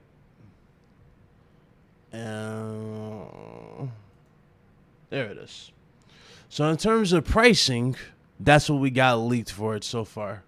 It's gonna be $70 for the base model game, and then you got $100 for the Firefly Edition. Now I don't know the details of the Firefly Edition, but that right there is what has been going around on Twitter and everywhere. So you guys saw it right there. All right. Let me reel back to my chat. Let's go ahead and talk about the game now. From what we saw, hold on. So for what we saw in the game itself, it looked, again, a lot of you was like, oh, it doesn't look that much better. Let me look at the draw. Here we go right here. Let's do the comparison. The remastered on the left and the new one on the right. I mean, look at it. It's definitely more refined on the right one.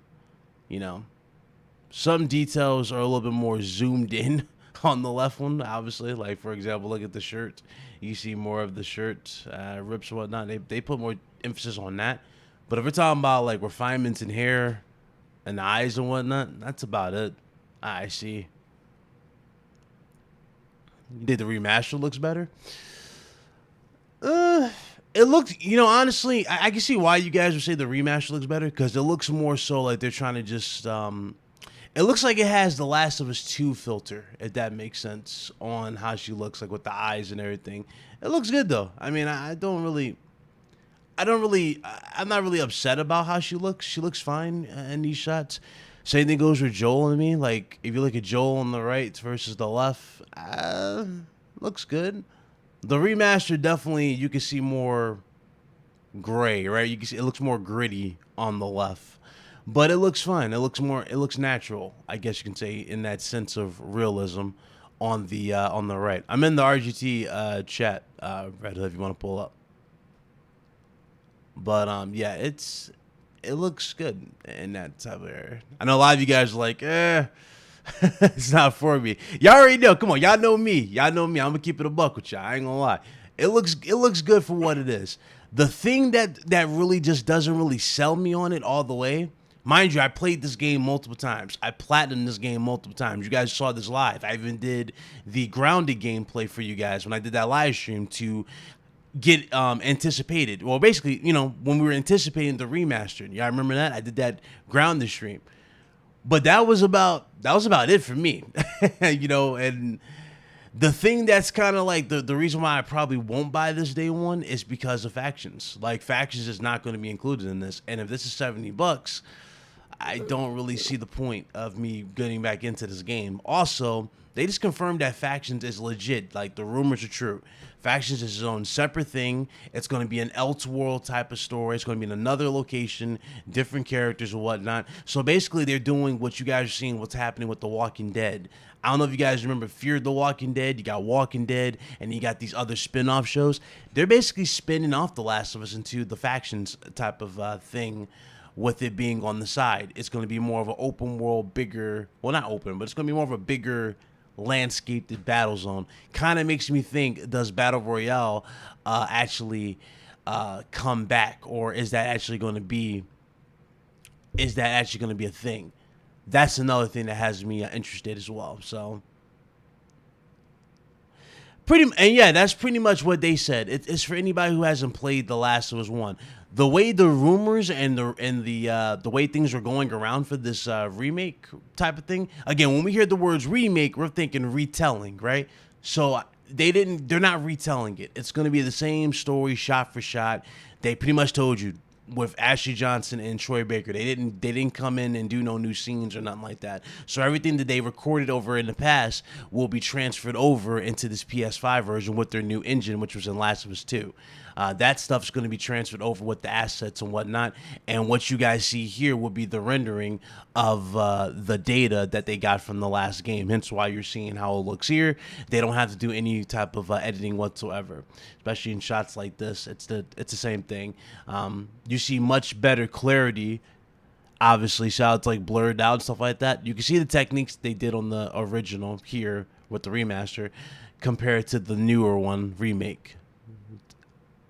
But, you know, you can see a more clarity. So, again, you're definitely getting some refinements. It does look good.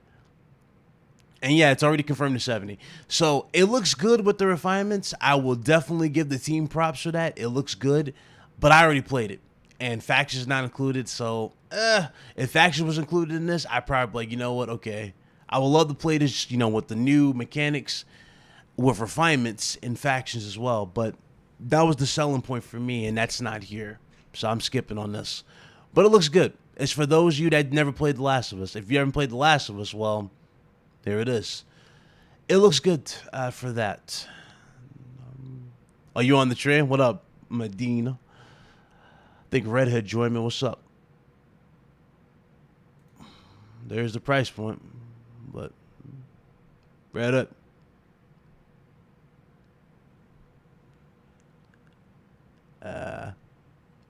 Reddit, is he in there? He probably stepped away. Yeah, he deafened like a fraud. That's what it did. He deafened. Yeah, I know. Bro, you're basically preaching to the choir. I've said this before. What's the point of a remake of a remake? You know what I mean? Or the remake of a remaster when it's not even a true remake. It's just more of a remaster with refinements on PS5. But again, they're doing it anyway. And he basically said they did this to go along with the TV show. So if it's going along with the TV show, that's basically what it's all around. It's all a big ad campaign. You think about it. They use the video game, they use the TV show, and they just build around that. Obviously, you know what this pretty much confirms for me? I don't know if anybody's caught on to this, but this pretty much confirms to me that Last of Us 2 is most definitely next in line to get this type of treatment. I can actually see it for PS5. It looked good on PS4, but I can already see them doing more of a refinement on PS5. So,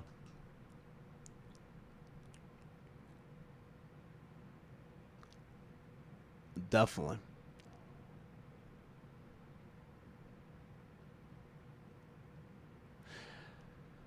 And yeah, that's true. That's true. That's really what it is. It's just a big ad campaign. That's basically what they just told you. It's all a big ad campaign for the TV show and everything. Now, as far as where the franchise goes, are we going to get a Last of Us 3? Probably not. I'm not sure how they do The Last of Us going forward. But again, it's up in the air at this point in time. I'm not really sure how they're going to do the license at this point. Code said he wanted in. Are you in one of the chats, Code? Just jump in one of the chats. I'll drag you in if you can't get into the chat we're in. That's fine. Just let me know if you're in there, and I'll drag you in. That goes for anybody. But yeah, I'm not really like blown away, nor am I upset about it. I just was more so. I'm more so looking at it like, okay, that's cool and all, but I would have loved to see what the team could really do with PS5, if that makes sense. Like them really pushing the box. Now, obviously, they got something new, but we're a ways away from that. That's why he said, you know, probably at next Summer Games Fest we'll have something for that. So, you know, that's what that is. And again, this is going to be on PC as well. This is the one that's going to be on PC as well. So they redid this also for PC. And well, what can you do at this point in time? I will say the game of show, and it continues to be the game of show, at least for me personally, is this right here. Hold up.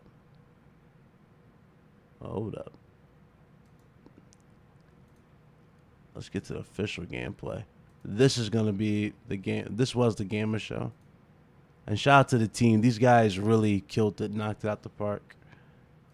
This is a game of the show. I love this.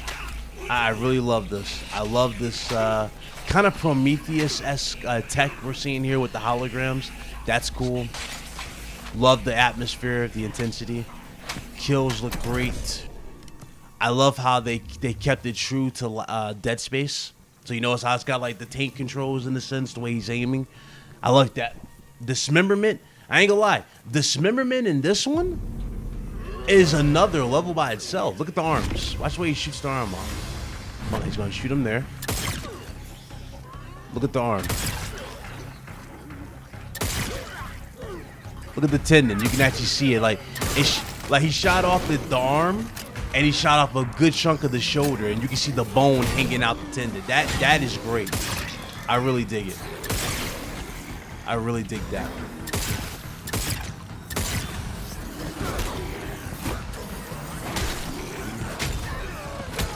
You said deluxe edition of the Callisto Protocol is $90. What do you get with the deluxe edition? By any chance, you mind telling me? We just get like a soundtrack, art book or something. What do you get with that? Ooh. Oh, look who finally woke up.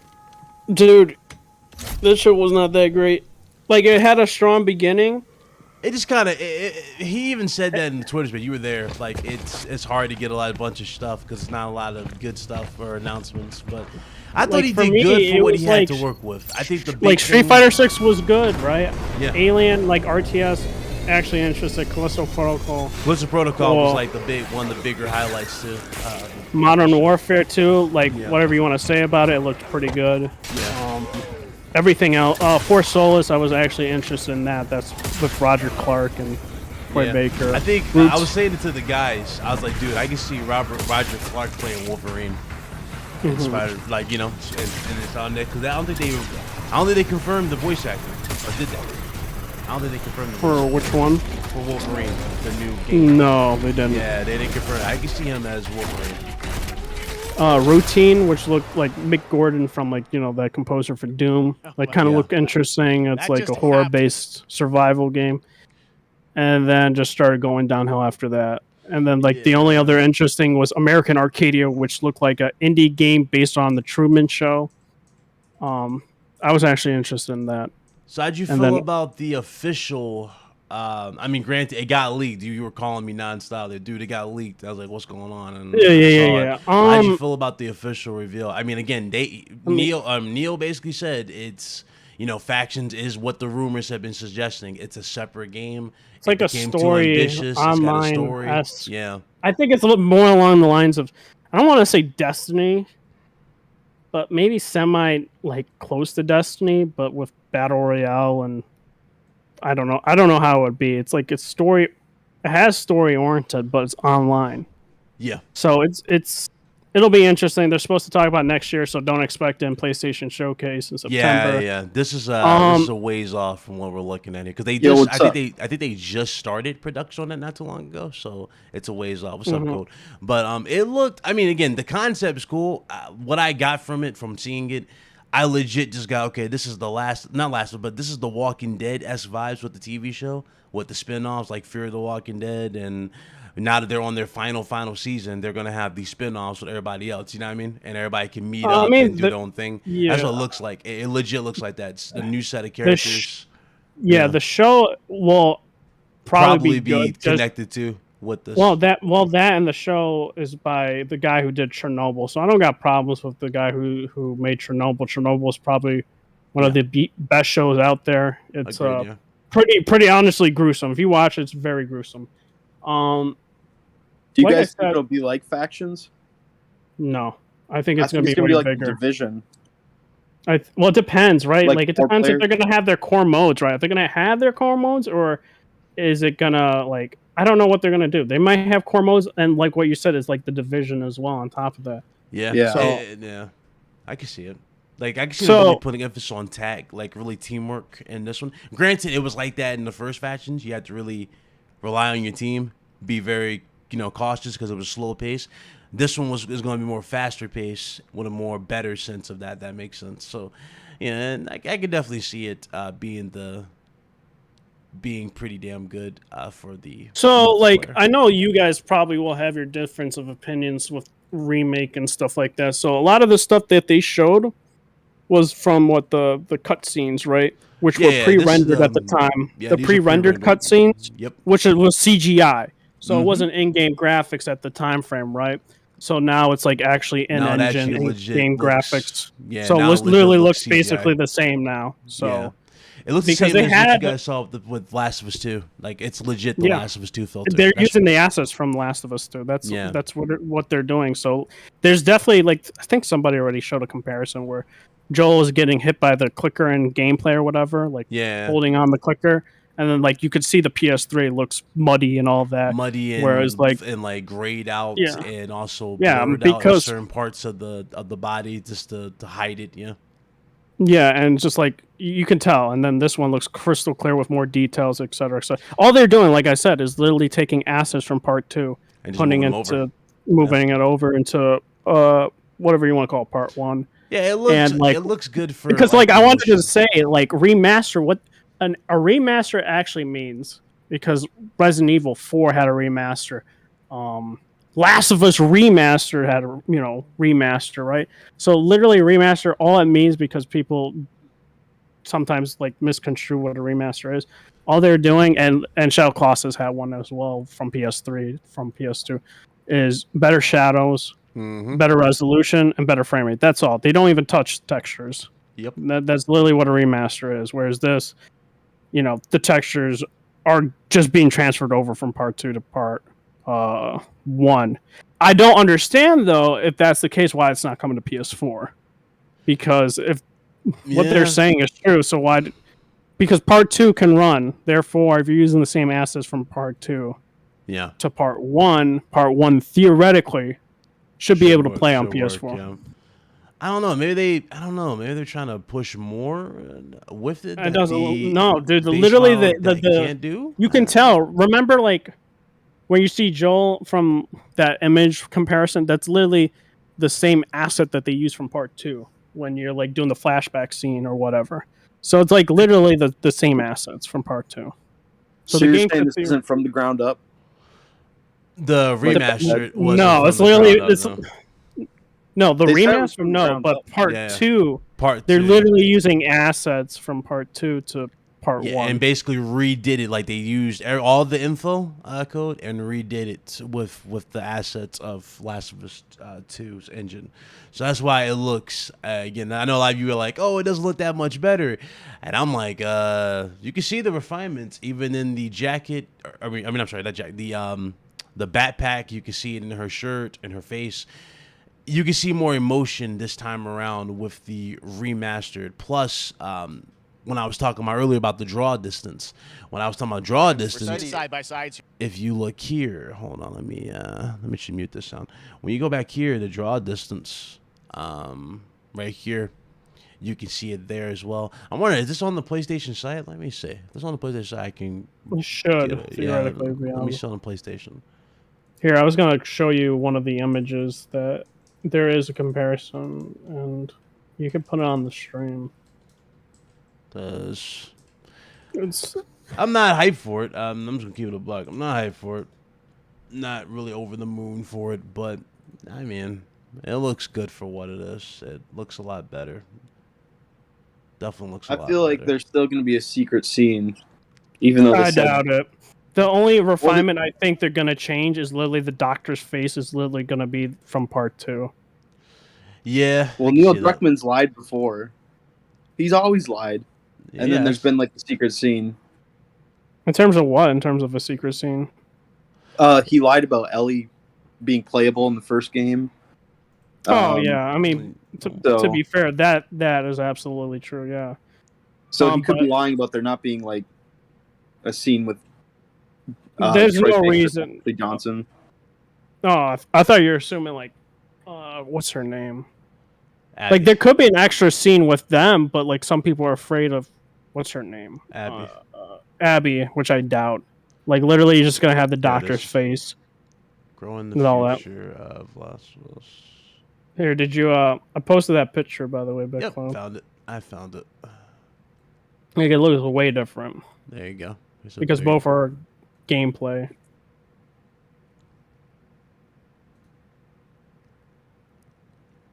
I'm just gonna let it keep playing.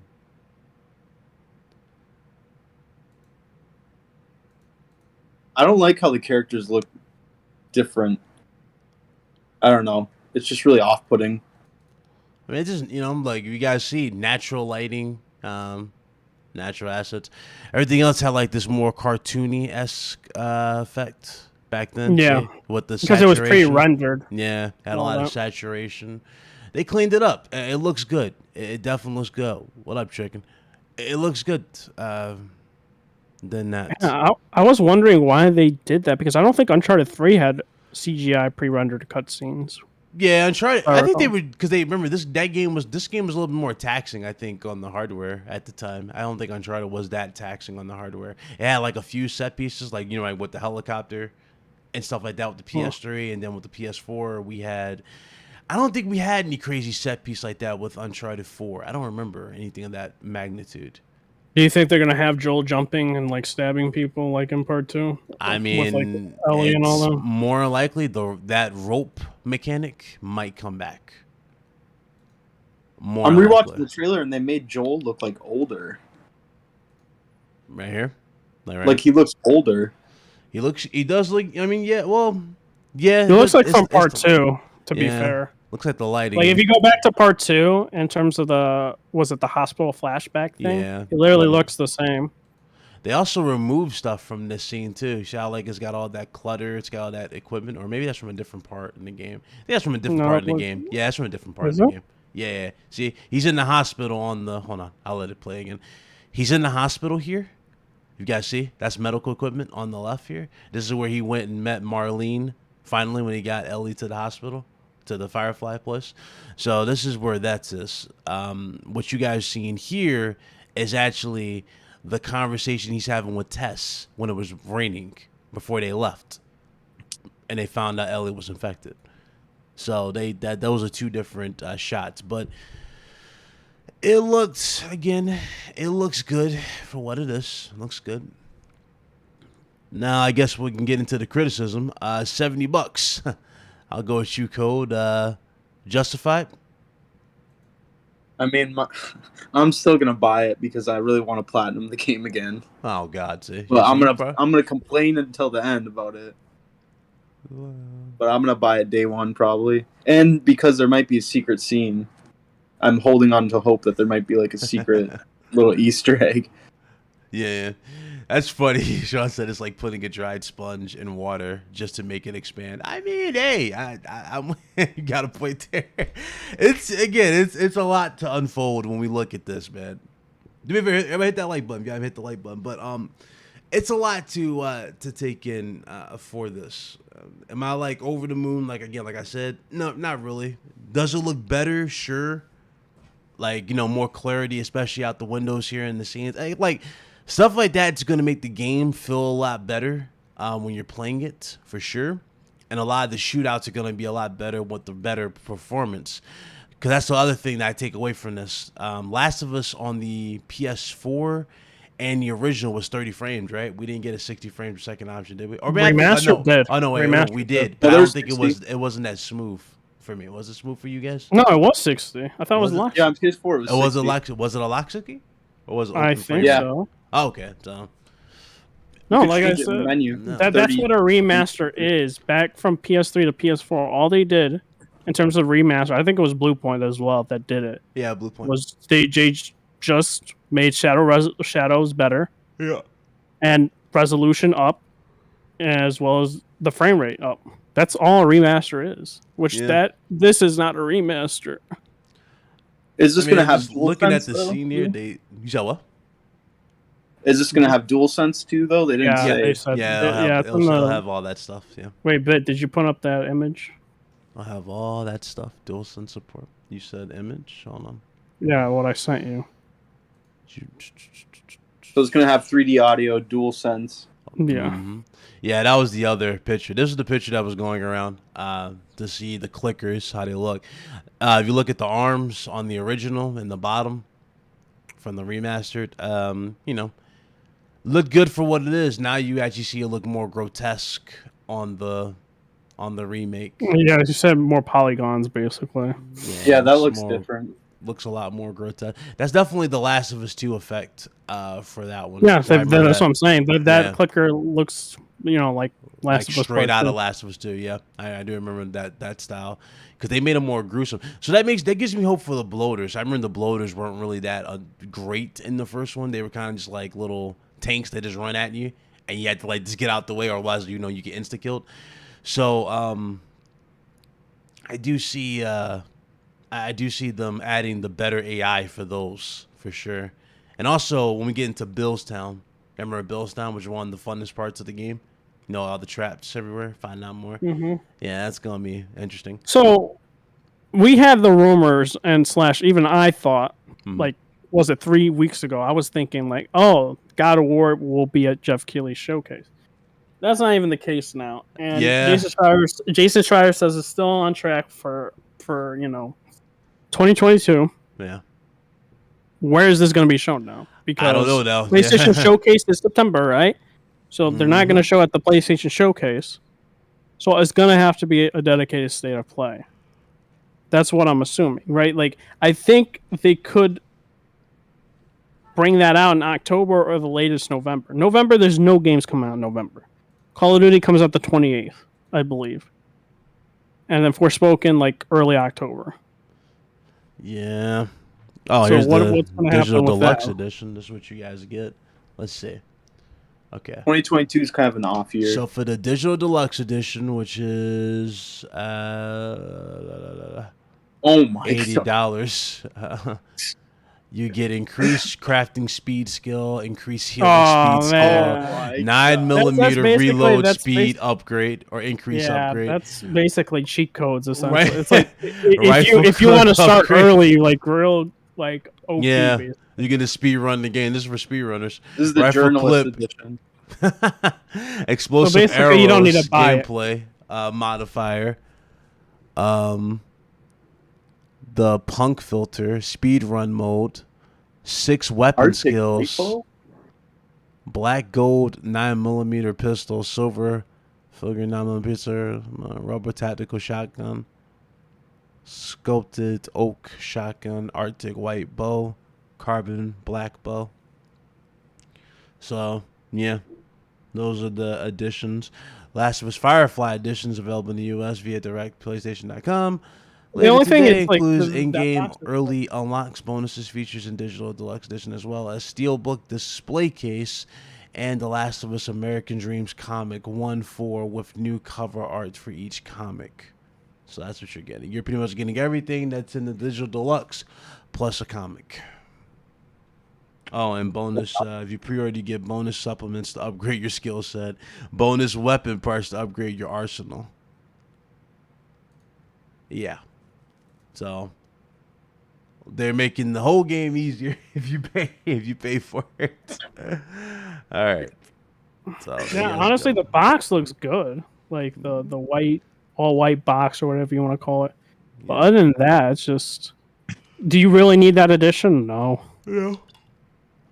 Does this include Left Behind though? Yeah. Yeah. Just the base is with Left Behind. You don't need the higher edition for, Left Behind. Yeah, the base edition includes Left Behind, I'm assuming. Yeah. Oh man, but yeah, man, that's it. I mean, that was the show. This was the Yeah, big talking point going into it. Yeah, Jeff definitely was hella mad about that. He definitely wanted. I feel for him. I feel for him. He was that was honestly the only big announcement. I thought the Kojima thing was going to be at his show. Overdose. No, I think it's going to be at game. Xbox That's now. going to be. I don't think so. I think that's going to be at Game Awards. I think he saved a lot of other stuff for Game Awards. I think that's the XCloud game. You from think Kojima. so? You think so? I think it's going to be there now. Awesome, dude. That's what I really think. But this guy called the Snitch seems like he's an actual real deal PlayStation insider now. Insider, or is he an employee? How the hell did he get his hands on this? Bro, he leaked the whole state of play, as well as he leaked this with the release date and PC. But will this sell well on PC, being $70? Oof.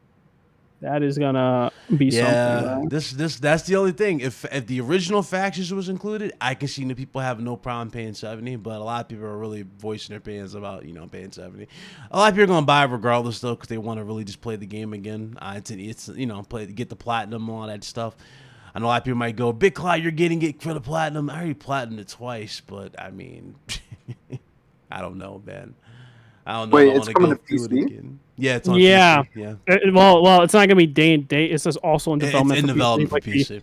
Just like Uncharted was. Mm-hmm. So. They didn't give a direct release date for the PC, but it's coming to PC.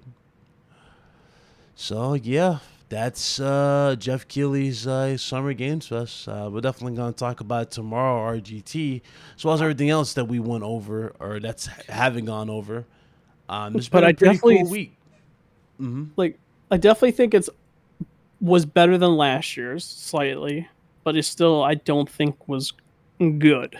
It was just like they started off real strong and just fizzled out like all the way to like after 40 minutes in, I think. Yeah, you could tell he was really banking on the Last of Us remake to kind of like, you know what I mean? Well, save it basically. Kind of like save a little bit, because I know I can feel it. I can legit feel it when I was watching the show. I was like, he was excited because we talked to him on summer. We talked to him in the Twitter space. He was excited for the show, so he had a lot of cool stuff for it. But the problem was there's just not that much going on, and also you got Sony, you got Microsoft, Nintendo doing their own separate events.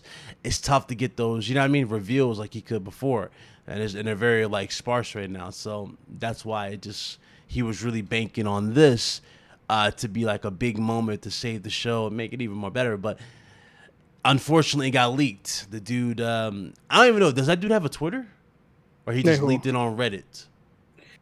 What are you talking? Oh, which one are you talking? The guy who leaked the guy who leaked this whole thing.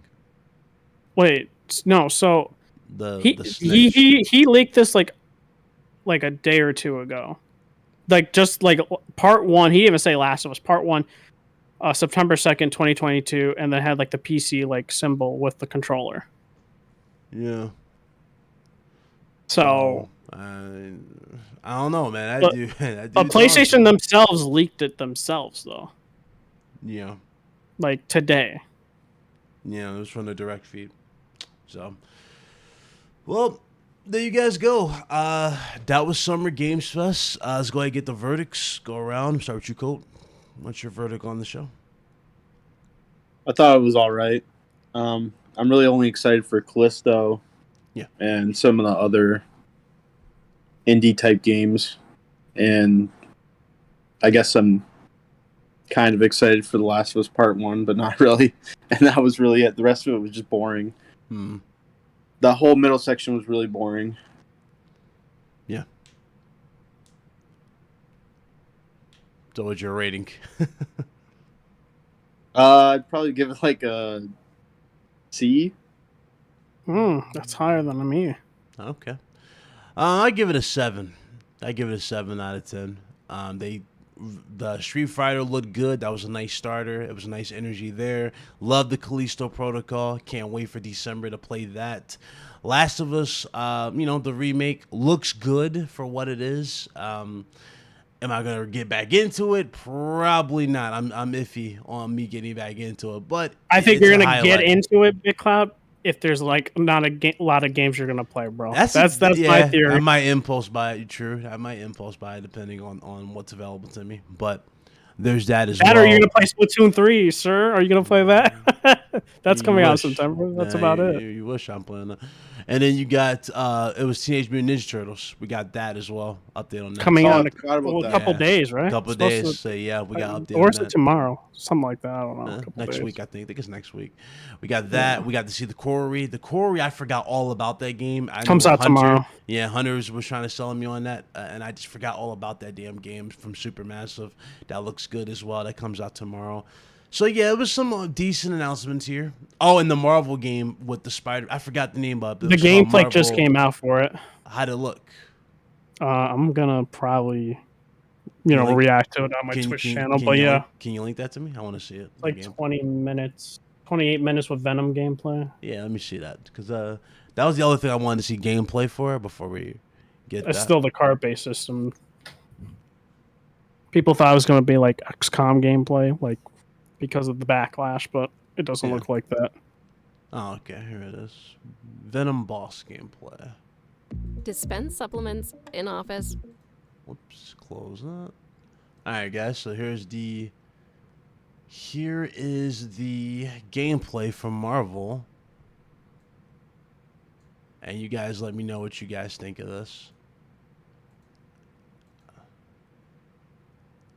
At Marvel's Midnight Suns. This, for those of you guys that haven't necessarily been following, is a new tactical RPG, but it's by the strategy game Kings Firaxis, who of course you'll know for things like XCOM, but this is actually very different. This of course is set in the Marvel universe and leads much more towards the more spooky side of things in the history. And recently we had a chance I'm not gonna lie, I hate the to eyes go for Spider-Man. with the game, and in that time we got to play around sort of 5 hours of it. The eyes kind of remind me of yeah, sorry to get into the eyes for that one. But yeah, it's still Yuri, I believe. Still Yuri. This is like a battle strategy game, right? Yes and no. So Firaxis is the same people that have done like XCOM. But the thing was, people thought it was gonna be like XCOM, but with Marvel, but it's gonna be card based. I'm not really into these games, so I couldn't really say. Or these types of games. Yeah, I just want to see gameplay, how it looked before we close this out. How's it look? Okay, here's the gameplay.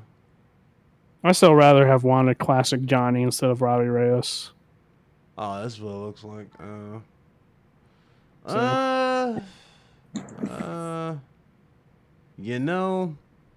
I might pass. See, look at card base like. Yeah, I should have just been like XCOM. I might pass. So that's all the cards. They lost me with the cards. Oh no, sweet Jesus. So Big Cloud. If it was just like XCOM but with Marvel, would you have been down with probably? That? You like Yu-Gi-Oh, Big Cloud?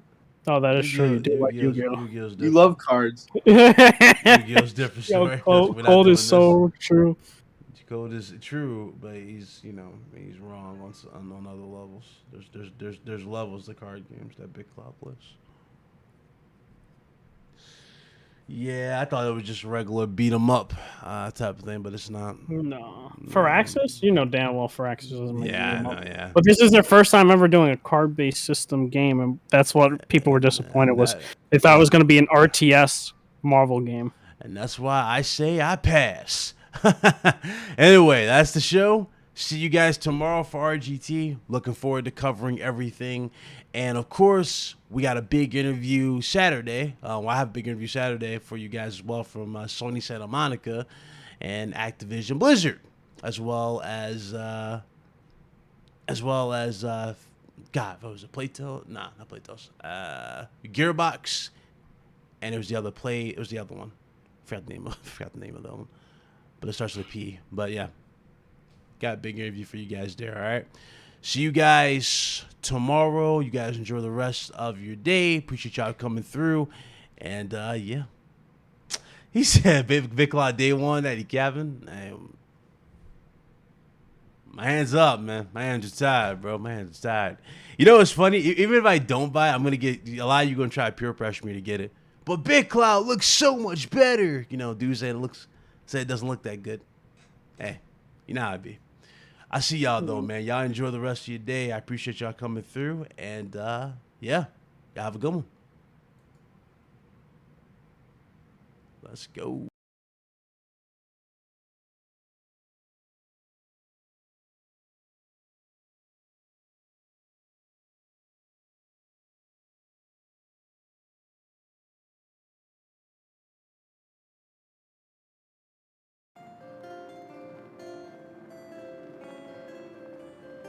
Man, oh man, Cold, it's been ages, man. You left us. Yeah, I'm weird like that.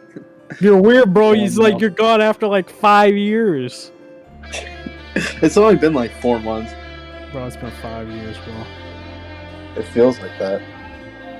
You don't show up, bro. You gotta deal with certain people. We need you back in the community, bro. Wait, what do you mean? Bro, we gotta have you counter Death Singer, man. Oh. We're still talking about Xbox? Yes, sir. Well, Xbox delayed all their games, so I don't know if it's got to look forward to this year. I mean, we'll see if that showcase is good. Oh yeah, I forgot. Big Club.